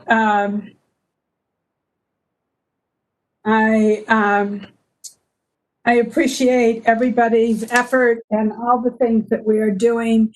I am really grateful to all of Manager Miller's office and the presentation on the bonds and getting us moved back into 102 grant. And I'm very happy with my office. And I know Sarah is also, I think, most of the liaisons are happy. We have it'll be nice. It's a very intimate space where all of us commissioners and liaisons will be working side by side, something that since I've been a commissioner has never, I've never had. So I find that great. And if I have more things to share with everyone, I will put them in my newsletter and and of course, remember them for next time. But in the meantime, thank you, everybody. And Sarah and I are talking about doing a virtual meeting, but we haven't quite come up with a date yet. So stay tuned, and we will be doing a virtual meeting sometime soon. And thank you, just really, to all the staff at the county for everything that you do. It is impressive. Santa Fe County is doing really good work for the entire community and our constituents. And I'm honored to be part of that. Thank you. Okay, thank you, Commissioner Hanson. Commissioner Hughes, did you have any announcements to share? Yes, thank you, Mr. Chair. And I'm glad to hear that District 5 is ahead of the game in terms of pollinators. So that's a good to hear, and we can challenge all the other homeowners associations to get on board. I also just want to second the idea that we probably do need a task force to work on broadband. I mean, in my short time as commissioner, I've gotten many emails about the need for better broadband service in the county. And then finally, I just want to announce that the first public meeting that I will be putting on will be October 1st, just in 2 days at 5:30.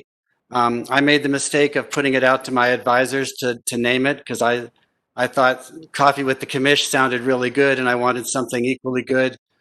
They came up with Hour with Hank.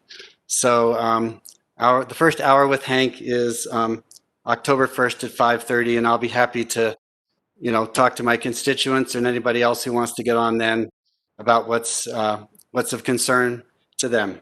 Thank you. That's it, Mr. Chairman. Thank you, Commissioner Hughes. Commissioner Garcia?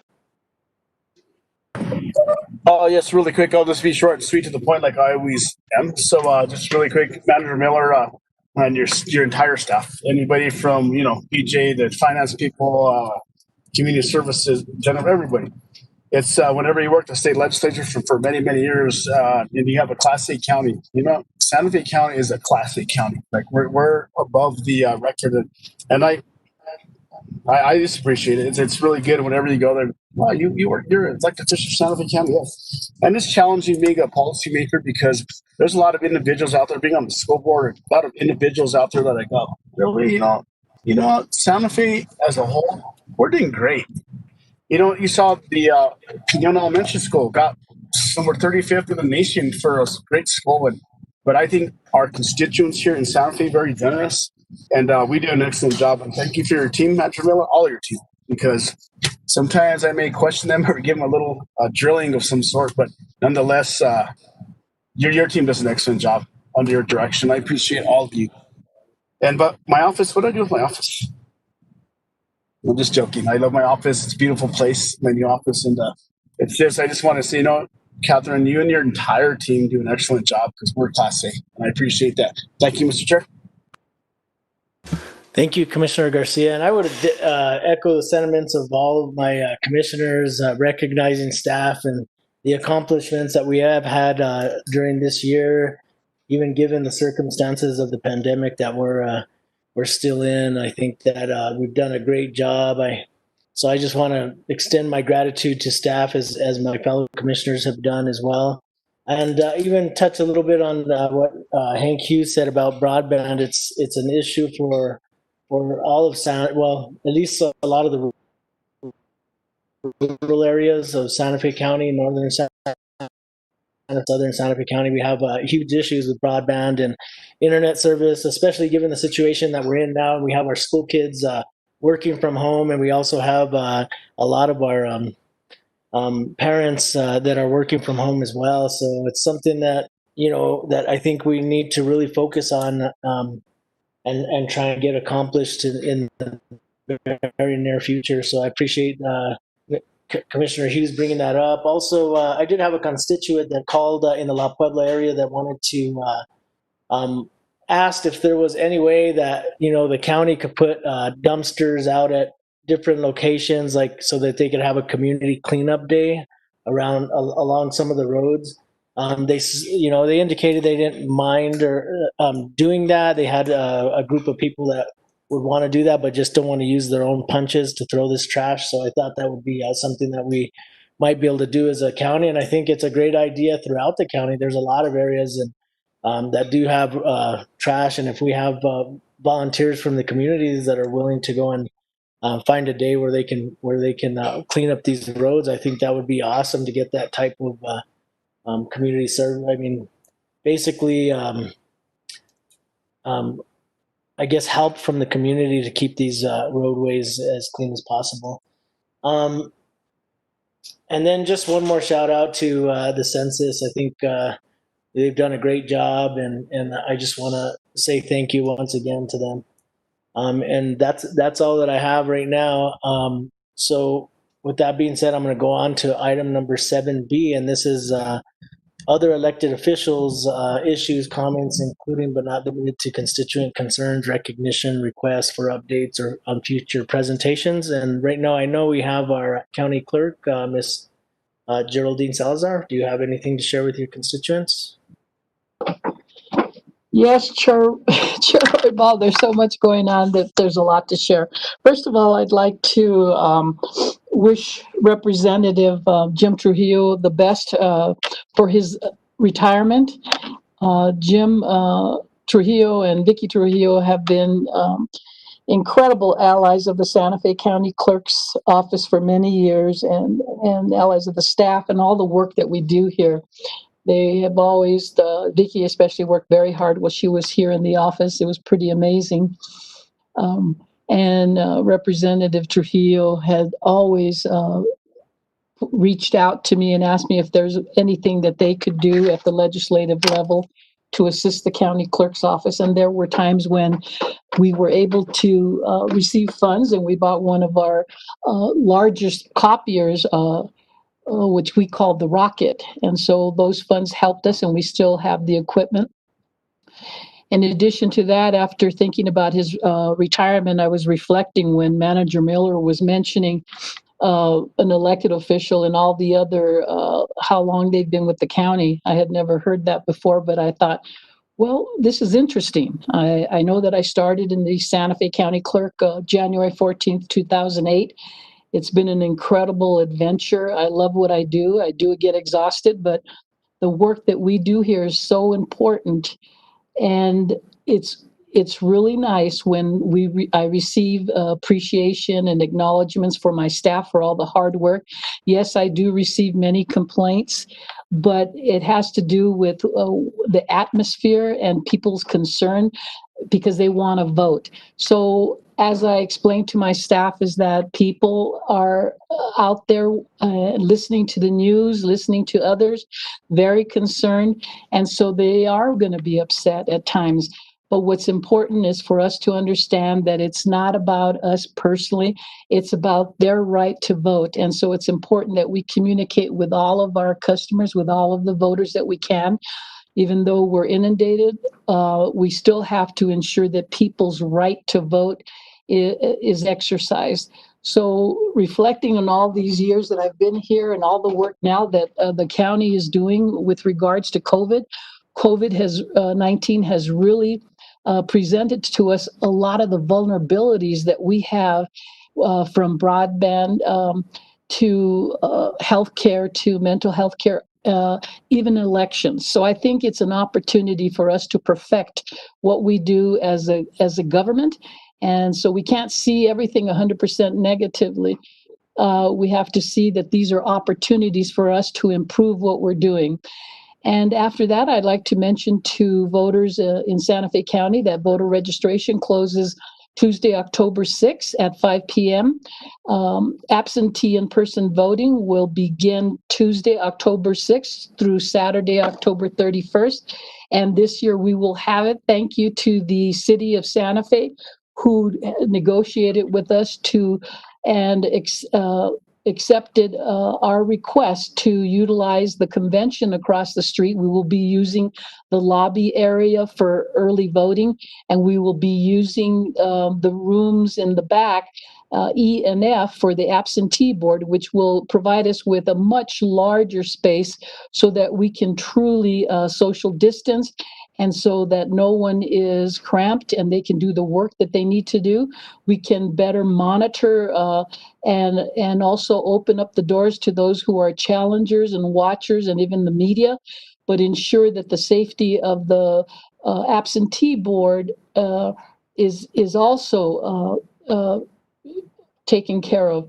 When we were in the warehouse for the 2020 primary, it was very difficult. And so now I think that we have a great opportunity to do our work and still have people observe, but within a model of what we're under right now, and that is the COVID-19 pandemic. And I feel much better with regards to having this at the Santa Fe Community Convention Center right across the street. And absentee in-person voting will occur there Monday through Friday, 8 a.m. to 5 p.m. We will be closed Monday, October 12th, 2020. And there will be a Saturday that we will be open October 31st, 10 a.m. to 6 p.m. In addition to that, we will be having in-person same-day voter registration on Wednesday, October 7th through Saturday, October 31st. Photo ID will be required for in-person same-day voter registration. This will be held at the county clerk's office. We need to have it at the office because of the equipment we need to get into the voter registration files. And that will occur Monday through Friday, 8 a.m. to 5 p.m. The office will be closed Monday, October 12th, 2020, and we will be open Saturday, October 31st, 10 to 6 p.m. Eventually, we will be having alternate early voting convenience centers throughout Santa Fe County. We will have 8, and that will begin October 17th on a Saturday and end October 31st on a Saturday. Those hours of early voting, which I think are excellent hours for our voters in Santa Fe County, because people can take off from lunch at 12 and then go home, or even go home and have a meal with their family and then vote up until 8 p.m. in the evening. So those days are Tuesday through Friday, 12 noon to 8 p.m. in the evening, and then also Saturdays, 10 a.m. to 6 p.m. And the alternate sites of early voting locations are going to be the Abadon Lopez Community Center in Santa Cruz, the Christian Life Church in Santa Fe. And this is the second time we're using the Town of Edgewood's administrative office in Edgewood.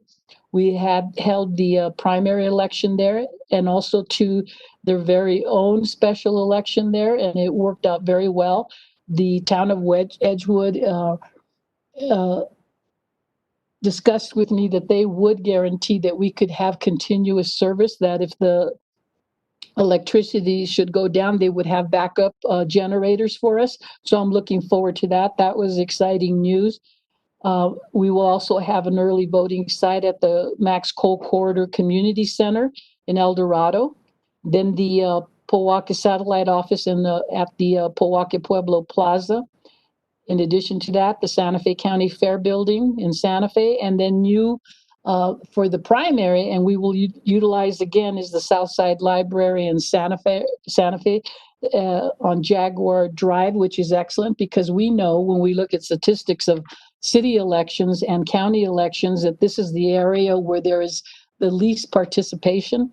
So we're excited to have this again at the Southside Library. The librarian and others in their management have been very supportive of us and have greatly helped us to achieve this new alternate site for early voting. And as time goes on, I will mention more and more information. Thank you all. And we appreciate the positive feedback that we do get. Although, as I mentioned before, we are under a lot of scrutiny. There's a lot of stress, and I understand that. But let's concentrate on what the goal is, and that is to participate in an election, which is when you participate, this is part of the foundation of our democracy. Thank you. Thank you, Madam Clerk. We appreciate the update, and I'm sure your constituents appreciate it as well. So thank you very much. Okay, so I didn't see any other elected officials, but I just want to open it up one last time to any other elected officials that I may have missed. I did go through, scroll through everybody that is currently online. Is there any other elected officials that would like to make a public announcement to your constituents? Okay, hearing none, I'm going to go ahead and close that item. I do want to go to Catherine really quick. Manager Miller, can you give the information out for the public meeting that we'll be having on Thursday? Oh, Mr. Chair, let me call on Greg to do that because he probably knows it off the top of his head. I would have to go pull up the actual press release. Okay. Greg, are you available to give that information? Yes, I am, Mr. Chair, Manager Miller. The information concerning the WebEx meeting, which is staff-driven to provide information to the public and get feedback on certain aspects of the road settlements agreements with the pueblos of Nambe, Pojoaque, Tesuque, and San Ildefonso, is on the county website. And I believe if you go to the main page, you will see under recent news a notice of meeting road settlement agreements with the pueblos of Nambe, Pojoaque, San Ildefonso, and Tesuque. And it includes in that notice a link via which you can join the meeting, which is again scheduled for Thursday, October 1st at 6 p.m. With regard to those who do not have internet access, I can state for the record what the call-in information is, though again, that is available online and was also emailed out to District 1 residents. And the call-in information for the meeting is 1-408-418-9388. The access code is 146-321-1183. And the password is capital P as in Paul, capital R as in Robert, X, W, capital C, capital T, capital C, lowercase t, UU665. So again, the password is capital P, capital R, lowercase XW, capital C, lowercase T, UU665. And again, this is a public WebEx meeting led by Santa Fe County staff to discuss implementation of the road settlement agreements with the pueblos of Nambe, Poake, Tesuque, and San Ildefonso. And the purpose of the meeting is to update the public on the implementation of the road settlement agreements generally, and the interim permits to be issued by the Pueblo de San Ildefonso specifically. This is not a meeting of the Board of County Commissioners, but again, is a staff-driven meeting to provide that information to the public and to receive feedback from the public and field questions from the public. Let me know if you'd like me to provide any additional information, Mr. Chair. Thank you, Greg. I think that was adequate. I was wondering if there was any way at the end of this meeting that we can bring it up on the screen so anybody from the the public or from the district may be able to see that information and jot it down. I know we did announce it verbally, but if there's any way Mr. Frescas maybe could put it up on the screen just temporarily after the meeting adjourns so that people can actually write down those numbers if they'd like them. Mr. Chair, when we go into executive session, we go into another meeting, they could put it on their screen that would be while perfect. we're in executive session. Okay, no, that's perfect. Thank you, Manager Miller. Commissioner Hansen, did you have a question? No, that's I was just supporting. I was just going to suggest that same thing. I think that's a good idea. And isn't it on the website or? Yes, it is on our website as well. Okay, good. Okay, thank you, everybody. Appreciate it. So we're going to go on to our next item, and at this point, it's item number 7C, and it's a resolution repealing resolution number 2014-127-2017-75, declaring Santa Fe County intent to not acquire the real property described in those resolutions for the Mount, how do you pronounce that? Chalachiuri? Open space project. Maybe somebody can chime in and tell me if I pronounce that correctly. Mr. Chairman, I was told it's Chow Chuito. Chow Chulito? Something like that. Chair Call it Mount Chow because it's so hard to say. Mount Chow, okay. Chair Roybal. Yes, Geraldine, or Madam Clerk? I believe it's Chalchihuitl. Okay. I'm not going to try to say that one, but you sounded perfect the way you said it. Yes, it's indigenous from, yes. Wow, that's great. Ancient. Okay.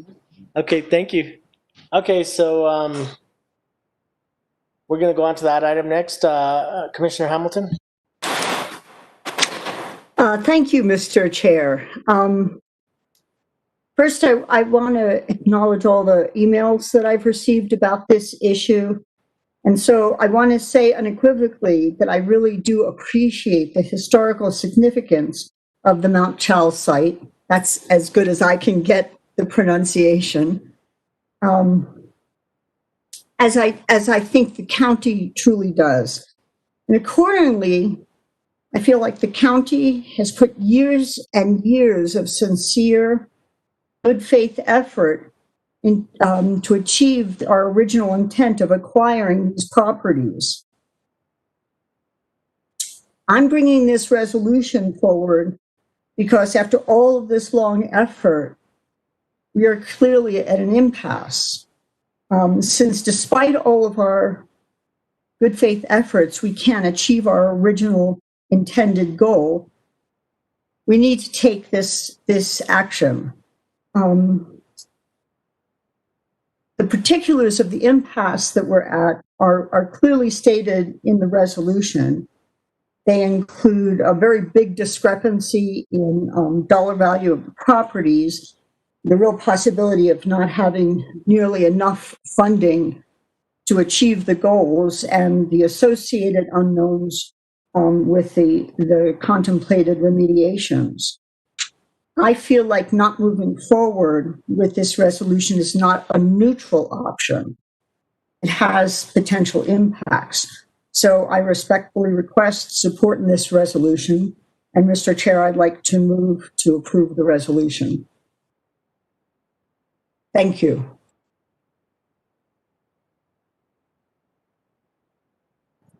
Mr. Chair, if I may, really quick.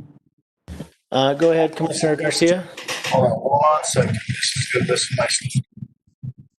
Really quick, I respect Commissioner Hamilton bringing the resolution forward, and I certainly understand where she's coming from. And I would like staff, for the record, to explain what in 2012 we passed a bond, and the bond was actually to purchase Mount Chow, not the property that we're talking about in the resolution.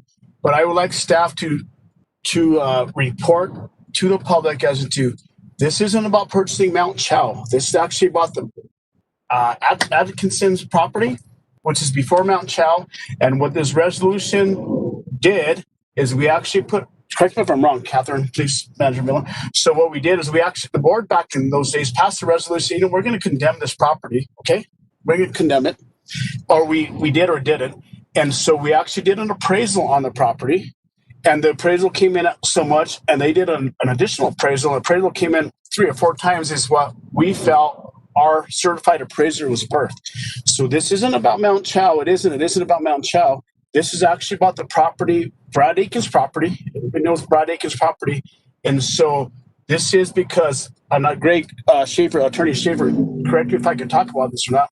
So this is actually about a piece of property that we both have done an appraisal on, and their appraisal came in 4 or 5 times what our certified appraisal came in at. So their attorney is actually saying, you know, it might, because the county put this resolution together 7, 8 years ago, now my property's not worth anything because you guys have this condemned information on my property. So this isn't about Mount Chow. This is about the property before Mount Chow that we need access to get through there in order to buy it. So this is, Manager Miller or Attorney Schaefer, can you please explain that to the general public as to Mr. Aiken's attorneys are saying now my property's not valued at anything because the county passed a resolution 8 years ago that Mr. Chair, Commissioner Garcia, I think it would be best if Greg actually explains what this resolution does. Thank you, Madam Chair. But I think we need a second. Thank you, Manager Miller and Commissioner Garcia. Attorney Schaefer, would you like to? Mr. Chair, Commissioners, as set forth in the resolution in front of you today, the Board of County Commissioners had in the past, via 2 separate resolutions, authorized the county manager to acquire 2 properties related to the Mount Chow open space project. The first property is, as Commissioner Garcia stated, what we generally refer to as the Aiken property. The second property is the property on which the Mount Chow mine is actually located, and we often refer to that as the Glockhoff property. Per the county's plan for the Mount Chow open space project, it was necessary for the county to acquire adequate real property interest, which we ultimately defined as fee title for both of those properties. And further, in a separate resolution, the Board of County Commissioners authorized the county attorney to pursue condemnation of the two properties if we were unable to negotiate, or if the county manager was unable to negotiate their acquisition in a timely manner. So on top of that, the county's acquisition of the properties was contingent upon the county's participation, successful participation in the voluntary remediation program overseen by the New Mexico Environment Department. So with that by way of background, the county has been or was unable to successfully negotiate for the acquisition of either property. The county manager was more directly involved in the negotiations relative to the Glockhoff property than I was. But my recollection is that while an agreement was signed to purchase that property, various contingencies were not met and could not be met by the property owner. So again, we've been unable to negotiate the acquisition of either property per the previous direction from the board. And further, as is set forth in the resolution and as explained by Commissioner Hamilton, there is, number one, not a firm estimate on the remediation cost associated with the Mount Chow property. We don't have a final voluntary remediation plan approved by the NMED to the best of my knowledge, and we've never bid out that work. So we don't know what the work we anticipate doing would actually cost. And further, as we know from our previous experience attempting to remediate environmental conditions, your best and good faith estimates can prove pretty far off the mark once you start doing the actual remediation work. So I think as expressed in the resolution, when you add it all up, we haven't been able to negotiate acquisition of the two necessary properties. And specifically as it relates to the Aiken property, there's a sizable difference in excess of $1 million difference in opinion as to the value of his real property. And when you add on to the estimated cost of the remediation, which is not firm, the project is significantly under budget as it currently stands. And so I think it's for all of those reasons, as I understand it, that Commissioner Hamilton brought forward the resolution. And what the resolution would do is repeal the previous resolutions that authorized the county manager to negotiate for the acquisition of the properties, and would repeal the resolution that authorized the county attorney to initiate condemnation proceedings, and affirmatively declare that at this point in time, the county does not intend to move forward with the Mount Chow open space project. And so it is to, I guess, put the matter bluntly, to get us out of the middle ground that we're currently in, where we've been instructed to do certain things, but we don't have the resources necessary to do that, and declare an end to the project after years of effort to implement it. So again, that's my understanding of what the sponsor of the resolution intended to do and the reasons for it, and what the resolution, in my view, actually does.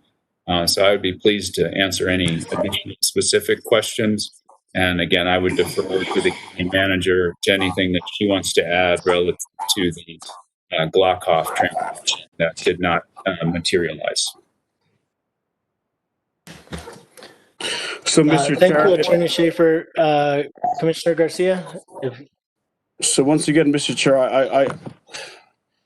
I understand what Commissioner Hamilton is bringing forward, and I understand it.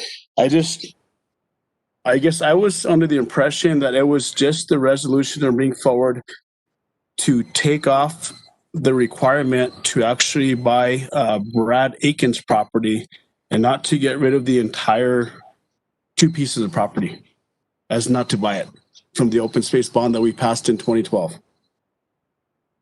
Mr. Chair? Manager Miller? So, the 2 properties, based on the county's approach to remediating Mount Chow property or the Glockoff property are tied together. You can't access the Glockoff property unless you acquire the Aiken property.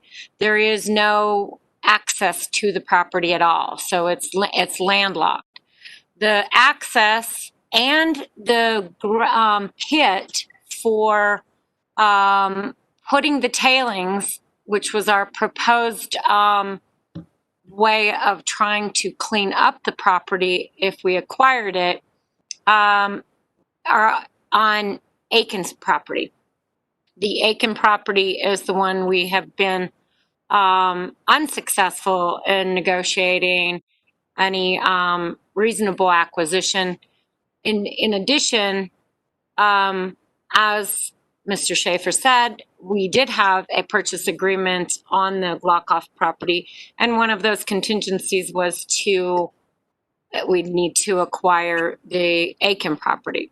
So we can't acquire the Glockoff property without acquiring the Aiken property, and as I said, this is just a 20-year circular issue of trying to acquire both, and then on top of it, whatever the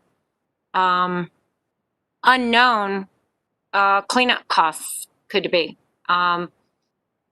It's in the millions, and we don't know the extent of that cleanup, what we would need to do, and what we would be liable for from the point that if we were to acquire it, what that liability would be.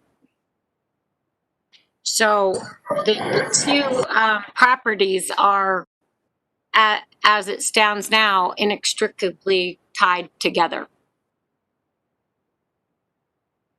So may I interrupt? I'm not sure what the protocol is here.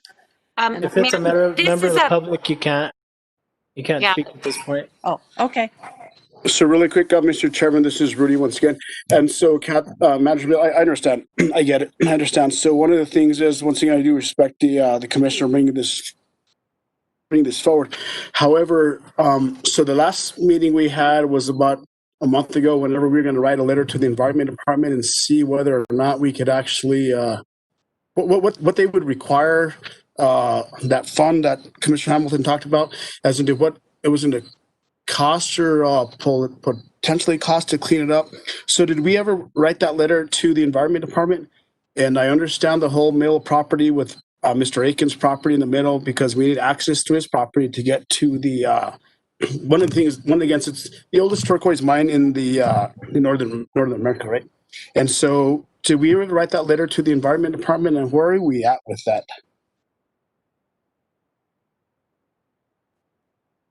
Mr. Chair. Mr. Chair, I'm sorry. Oh, go ahead, Greg. We have been in communication with the Environment Department since the meeting that you arranged, Commissioner, and we did share with them data that we felt we were at liberty to share relative to testing of soils on the Cerrillos Hills Park site. And so we did follow up and have been in communication with them, but there was not a letter addressed to them specifically to any particular, funding that, they might pursue independently. I don't know if Paul Olofsson, who's also on the line, would want to add anything additional relative to, his understanding of where things stand with the Environment Department and other options that they might pursue independent of the county. But I would yield the floor to him if there is information that he would like to share, including an email that I believe was potentially provided to him yesterday by a member of the community. Mr. Chairman, Commissioners, and Mr. Schaefer. So you're correct in summary that we have reached out to the Environment Department. We did share with them the data we were able to share, and they are reviewing it. I know, in speaking with staff there, they have reached out to EPA and discussed it internally within their organization as well, and they are looking at options. I don't think any option is chosen at this point. I was told that they would continue to look at those options and try and explore possibilities, but nothing has been determined at this point, to my knowledge. So really quick, Mr. Chair, for me. Go ahead, Commissioner Garcia, but I do want to, I think Commissioner Hamilton made a motion, and I do want to go ahead and second that motion, but you can go ahead and let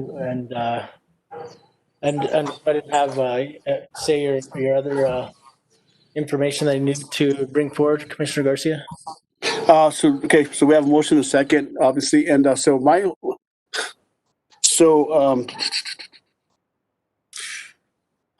I assume that this is actually to take the resolution that was passed by the commission 6-8 years ago for Mr. Aiken's property to condemn it. I never realized that it was actually for both properties, Mount Chow as well as Mr. Aiken's property. And so now, I guess the resolution, the way it states, the way the attorney is stating it is so this says we're gonna bail out. We're not gonna pursue Mount Chow again. Is that correct?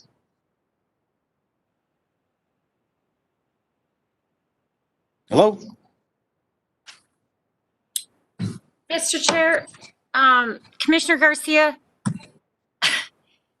the resolution this essentially rescinds the resolution that was passed previously, which is the two properties. As I said, I mean, we could sit there with a resolution saying we're going to still continue to try to purchase Mount Chow property, the Glockoff property, but that's the property that also has the contamination.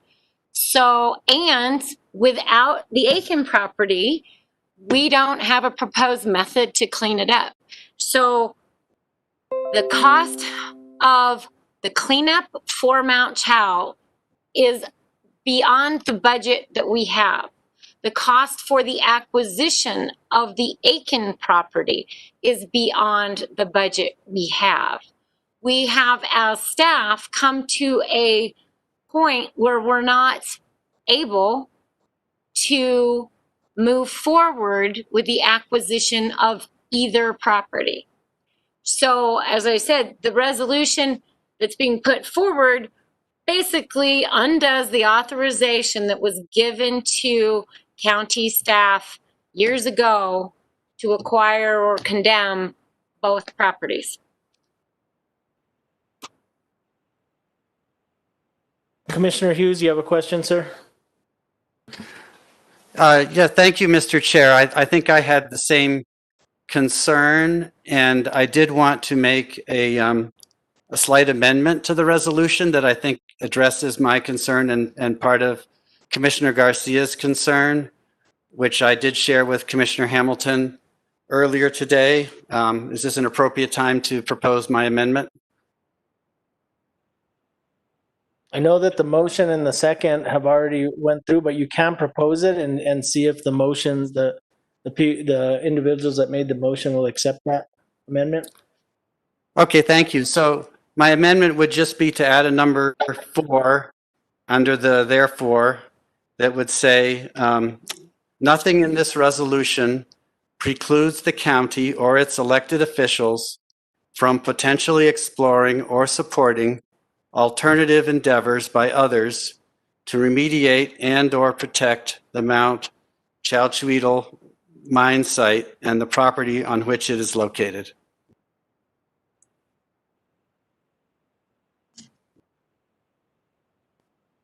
Commissioner Hamilton? I actually think Commissioner Hanson had her hand up first. Sorry, Commissioner Hanson, it's spread out, but you're on the opposite side of the screen, so I didn't see you. So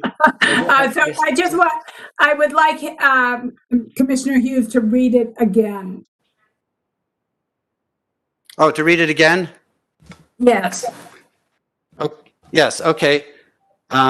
Nothing in this resolution precludes the county or its elected officials from potentially exploring or supporting alternative endeavors by others to remediate and/or protect the Mount Chalchuedel mine site and the property on which it is located. Okay, I'm going to go to Commissioner. Is that okay with you, Commissioner Hanson? You need from that? So are you saying, I just want to be as clear as possible. You are not saying that, you are saying that anybody else could possibly buy this property and protect it, and that we would not interfere. Is that? Yes, Commissioner Hanson. It also, I think, says that we as elected officials or county staff could assist people in that effort, in an effort by others. Okay. Commissioner Hanson?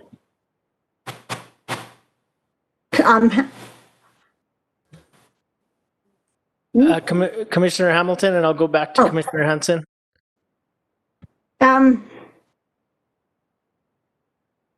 Well, okay. Well, I don't totally object to that amendment. For the most part, I find it unnecessary. Anybody can propose any project in the future. But I disagree. I think the problem that I have, the more times you read it, and what Commissioner Hanson took away was that in the statement that was made, we would help with that. I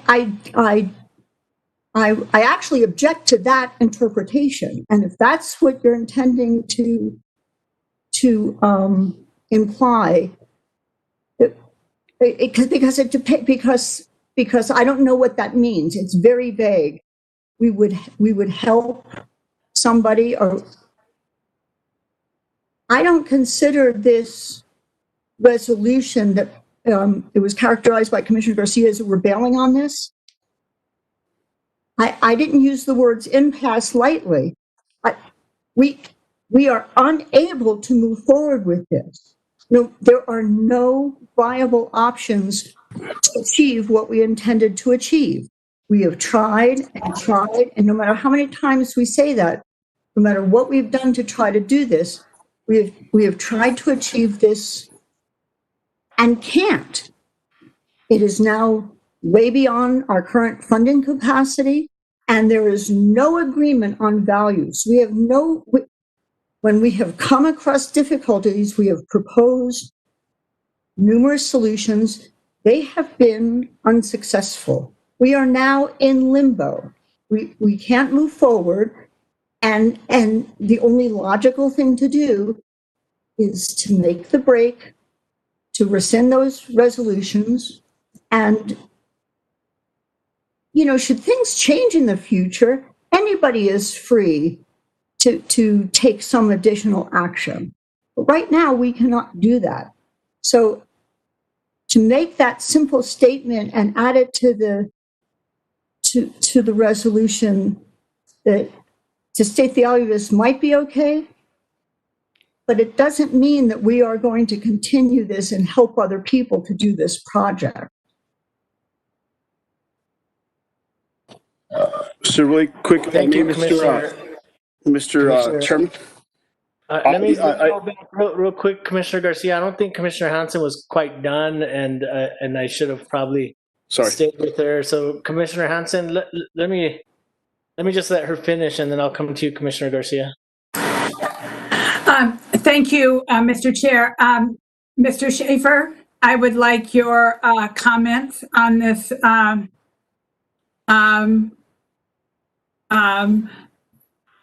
addition that's therefore.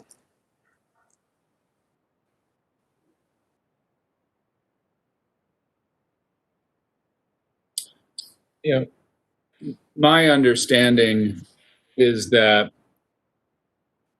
what Commissioner Hughes is suggesting is to add language that says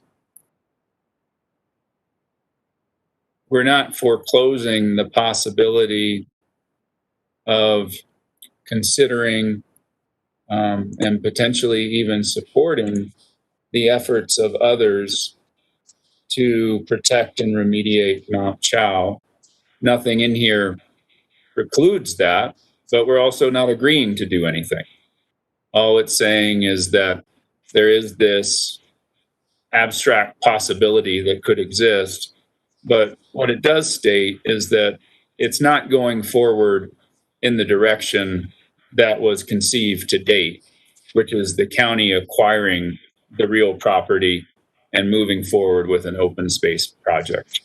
That's what I understand the language to mean, is that there could be other efforts by others to accomplish similar objectives through other means, but that we would not be the lead or on that, but someone could approach the county about potential participation. But again, that would be other driven, not county driven, is what I understand the language to mean.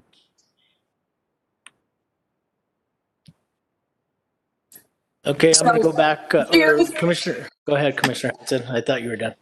Commissioner Hughes, is that what your amendment says? Yes, Mr. Chairman, Commissioner Hanson, that is exactly what it is meant to say. Okay. Okay, so we probably need clarity that we capture that correctly. If the motion, the person that made the motion, the commissioner that made the motion is willing to accept that amendment. But Commissioner Garcia? Just really quick, thank you, Mr. Chairman. And Commissioner Hughes, very, very well point. What if we find some individual out there or individuals say, you know what, we're going to clean it up. We want to buy this as open space. So at least the opportunity to keep it open and have the opportunity for some other organization or somebody else say, you know what, well, we're going to invest money to clean up, just like we have the gold mine up there we're still working on the last many years. And however, this is actually to remove the condemnation of the purchase of the property for those two properties. So that means, as Commissioner Hughes says, you know, we can still be interested in buying the property and still figure out if somebody else can help us out. We may or may not actually clean it up. However, this resolution just states we're taking the condemnation out of these two properties, and that's what we're doing. And the property can still sit out there, and if we find somebody out of wherever, however, to clean it up, then let it be, and they'll do it. So I agree with his amendment. If the motion of the resolution is amenable to that. Thank you, Mr. Chair. Thank you, Commissioner Garcia. Any other discussion, comments from the board? Commissioner Hamilton? Let me go to Commissioner Hughes because I think that you should probably be last in that. Okay, Commissioner Hughes? Yes, I just wanted to add that I wanted to do this amendment because I realized that probably we need to pass this resolution. Whether or not the county buys this property in the near term isn't really affected because that's not going to happen whether or not we pass this. But I think that people who read the resolution took this as a total giving up on ever preserving of an important site. And I just wanted to add something that says we're realizing that this is important to people. And even though we can't do it, you know, we recognize that others may want to pursue this. Thank you for that comment, Commissioner Hughes. Commissioner Hamilton? On that basis, I am willing to accept that amendment. But this does rescind both of those prior resolutions so that it takes us out of the no man's land of not being able to do anything as originally intended. And so it does stop the county's current effort at pursuing this. Okay, thank you, Commissioner Hamilton. So I'm assuming that your motion is going to include the line item, the extra line item that Commissioner Hughes has recommended? Yes. Okay, And my I assume second your will. second does? Okay. Yes, my second will as well. Mr. Any Chair, other comments or questions? Yes, if I could, Attorney Schaefer? Yes. if you give me a moment, I think I might have the capability to broadcast that language, in which case everybody can view it so we know that we've got it right, so that when we prepare the final version of the resolution, it will include exactly what was read and stated. So bear with me 1 second. In the meantime, Mr. Chair, I believe that we need to vote on the amendment first and add that to the resolution and then vote on the resolution. Is that acceptable, Attorney Schaefer, for us to vote on it before we have the verbiage on record? No, we have to wait for the verbiage, but once we get the verbiage, then we have to vote on the amendment to the resolution and then vote on the final resolution. That's correct. Mr. Schaefer?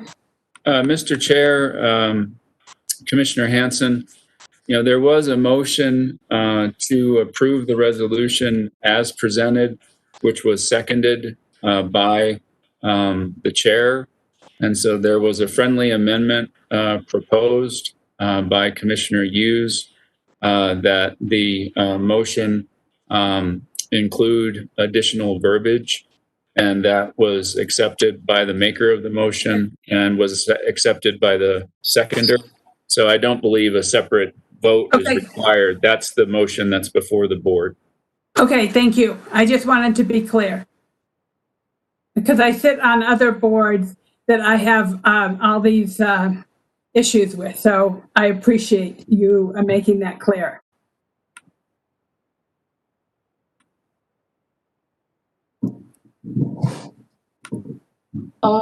County Attorney Schaefer? Yes, Madam Clerk.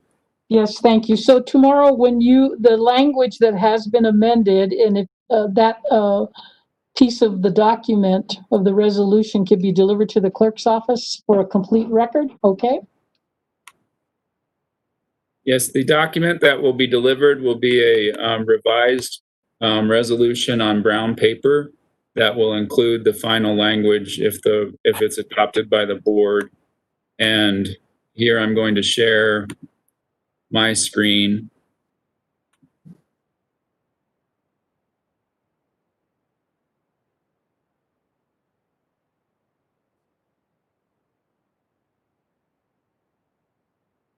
So can everyone see the proposed language?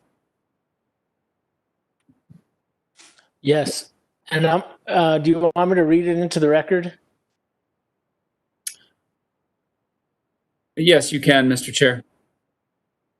So the fourth bullet on this resolution is going to read, nothing in this resolution precludes the county or its elected officials from potentially exploring or supporting alternative endeavors by others to remediate and or protect the Mount Chow mine site and the property on which it is located. Excellent, thank you. So, Mr. Chair, really quick question. Okay, Commissioner Garcia. So is that after the now therefore? Or is that just now whereas? Is that after the now therefore? Mr. Chair, as I understand it, it would be, and Commissioner Garcia, it would be paragraph 4 after the now therefore be it resolved. So again, for the record, the resolution that authorized the county manager to negotiate for the acquisition of the 2 properties is repealed. The resolution that authorizes the county attorney to bring condemnation actions for the 2 properties is repealed under this resolution.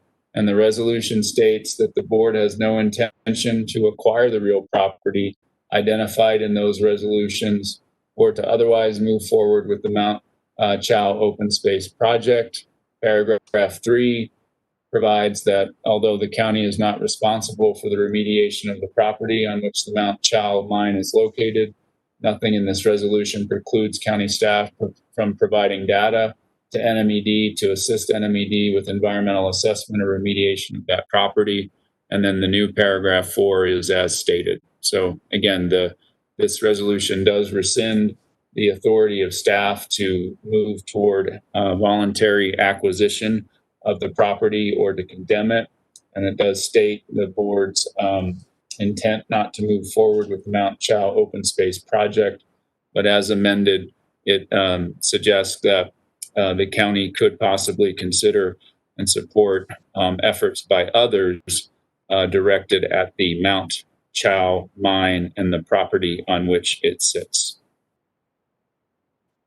Okay. Thank you, Attorney Schaefer. So we do have a motion and a second. I'm going to go to a roll call vote. Commissioner Hanson?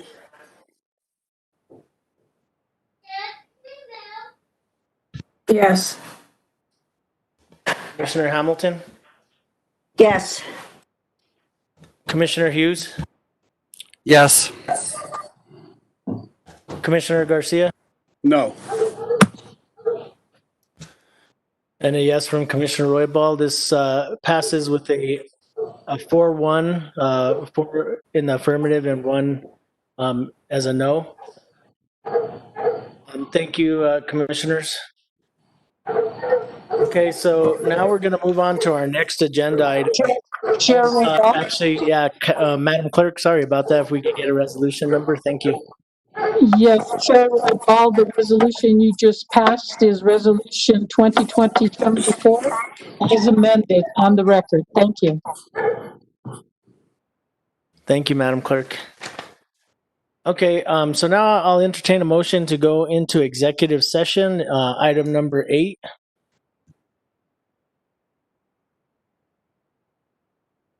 So moved. Mr. Chair, if I could, before we have a second of the motion, If you give us a summarization, that'd be great. Be happy to, Mr. Chair. The executive session this evening would be for the purposes of discussing threatened or pending litigation in which Santa Fe County is or may become a participant as allowed by Section 1015(1)H7 NMSA 1978. And the matters to be discussed are potential Sustainable Land Development Code enforcement actions and Santa Fe 330 Investments LLC versus the County of Santa Fe and Board of County Commissioners and related litigation. Okay, thank you for that summarization, Attorney Schaefer. And I think that we are okay with all the reports this evening, unless any commissioners have any comments. I just want to thank staff for the reports that they gave us, and I think that we're okay with letting staff go. Mr. Chair? Commissioner Hamilton? I would be happy to second the motion, assuming it's a motion to go into an executive session to discuss the matters as described by Attorney Schaefer. Yes, that is correct. So we have a motion from Commissioner Hughes. And is that okay with you as the motioner, Commissioner Hughes, as going into executive session for the items that were summarized by our Attorney Schaefer? Oh, that's correct. That was my motion. Okay, so we have a motion from Commissioner Hughes and a second from Commissioner Hamilton. I'm going to go to a roll call vote. Clerk Salazar? Yes, thank you, Chair Roybal. Chair Roybal? Yes. Commissioner Hanson? Yes. Commissioner Hamilton? Yes. Commissioner Garcia? Yes. Commissioner Hughes? Yes. You have 5 votes. Thank you, Madam Clerk. And Mr. Chair? Go ahead, Commissioner Hanson.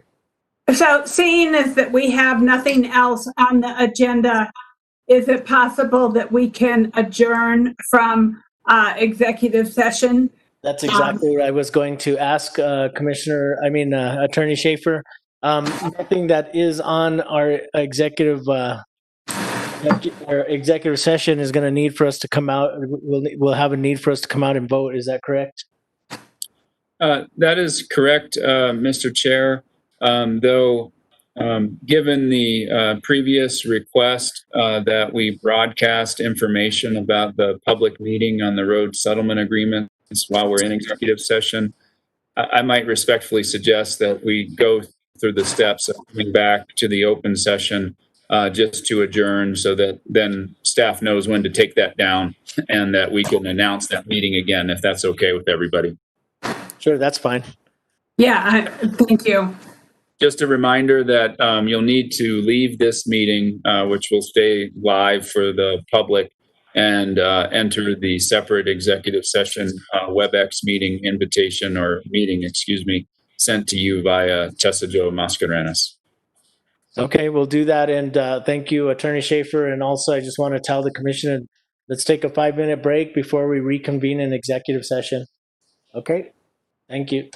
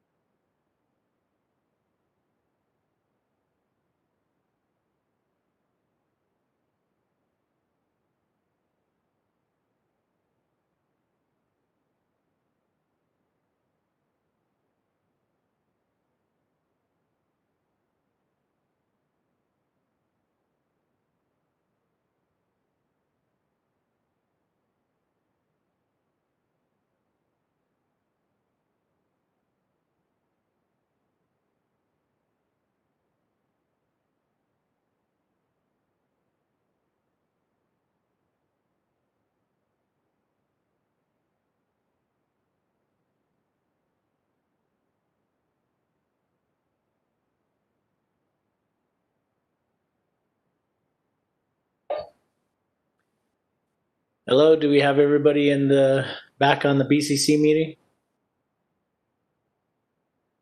Yes, Mr. Chair, Yes? I would like to make a motion to adjourn.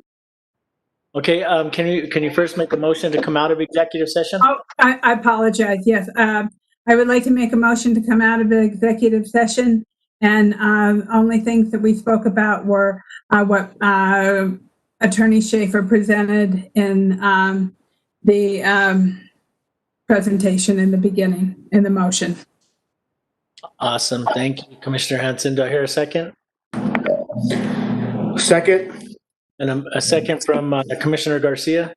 I'm going to go to a roll call vote. Commissioner Hanson? Yes. Commissioner Hughes?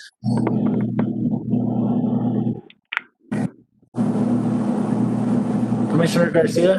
Yes. Yes. Commissioner Hughes, are you with us? Yes, and yes. And a yes from Commissioner Roybal. Okay, so we are out of executive session. We don't have any more business items, so I will entertain a motion to adjourn. So moved. So we have a motion from Commissioner Hanson. Do I hear a second? Second. And a second from Commissioner Hamilton. All those in favor signify by saying bye. Bye. Bye. Thanks, everybody. Thank you. Yep, thanks.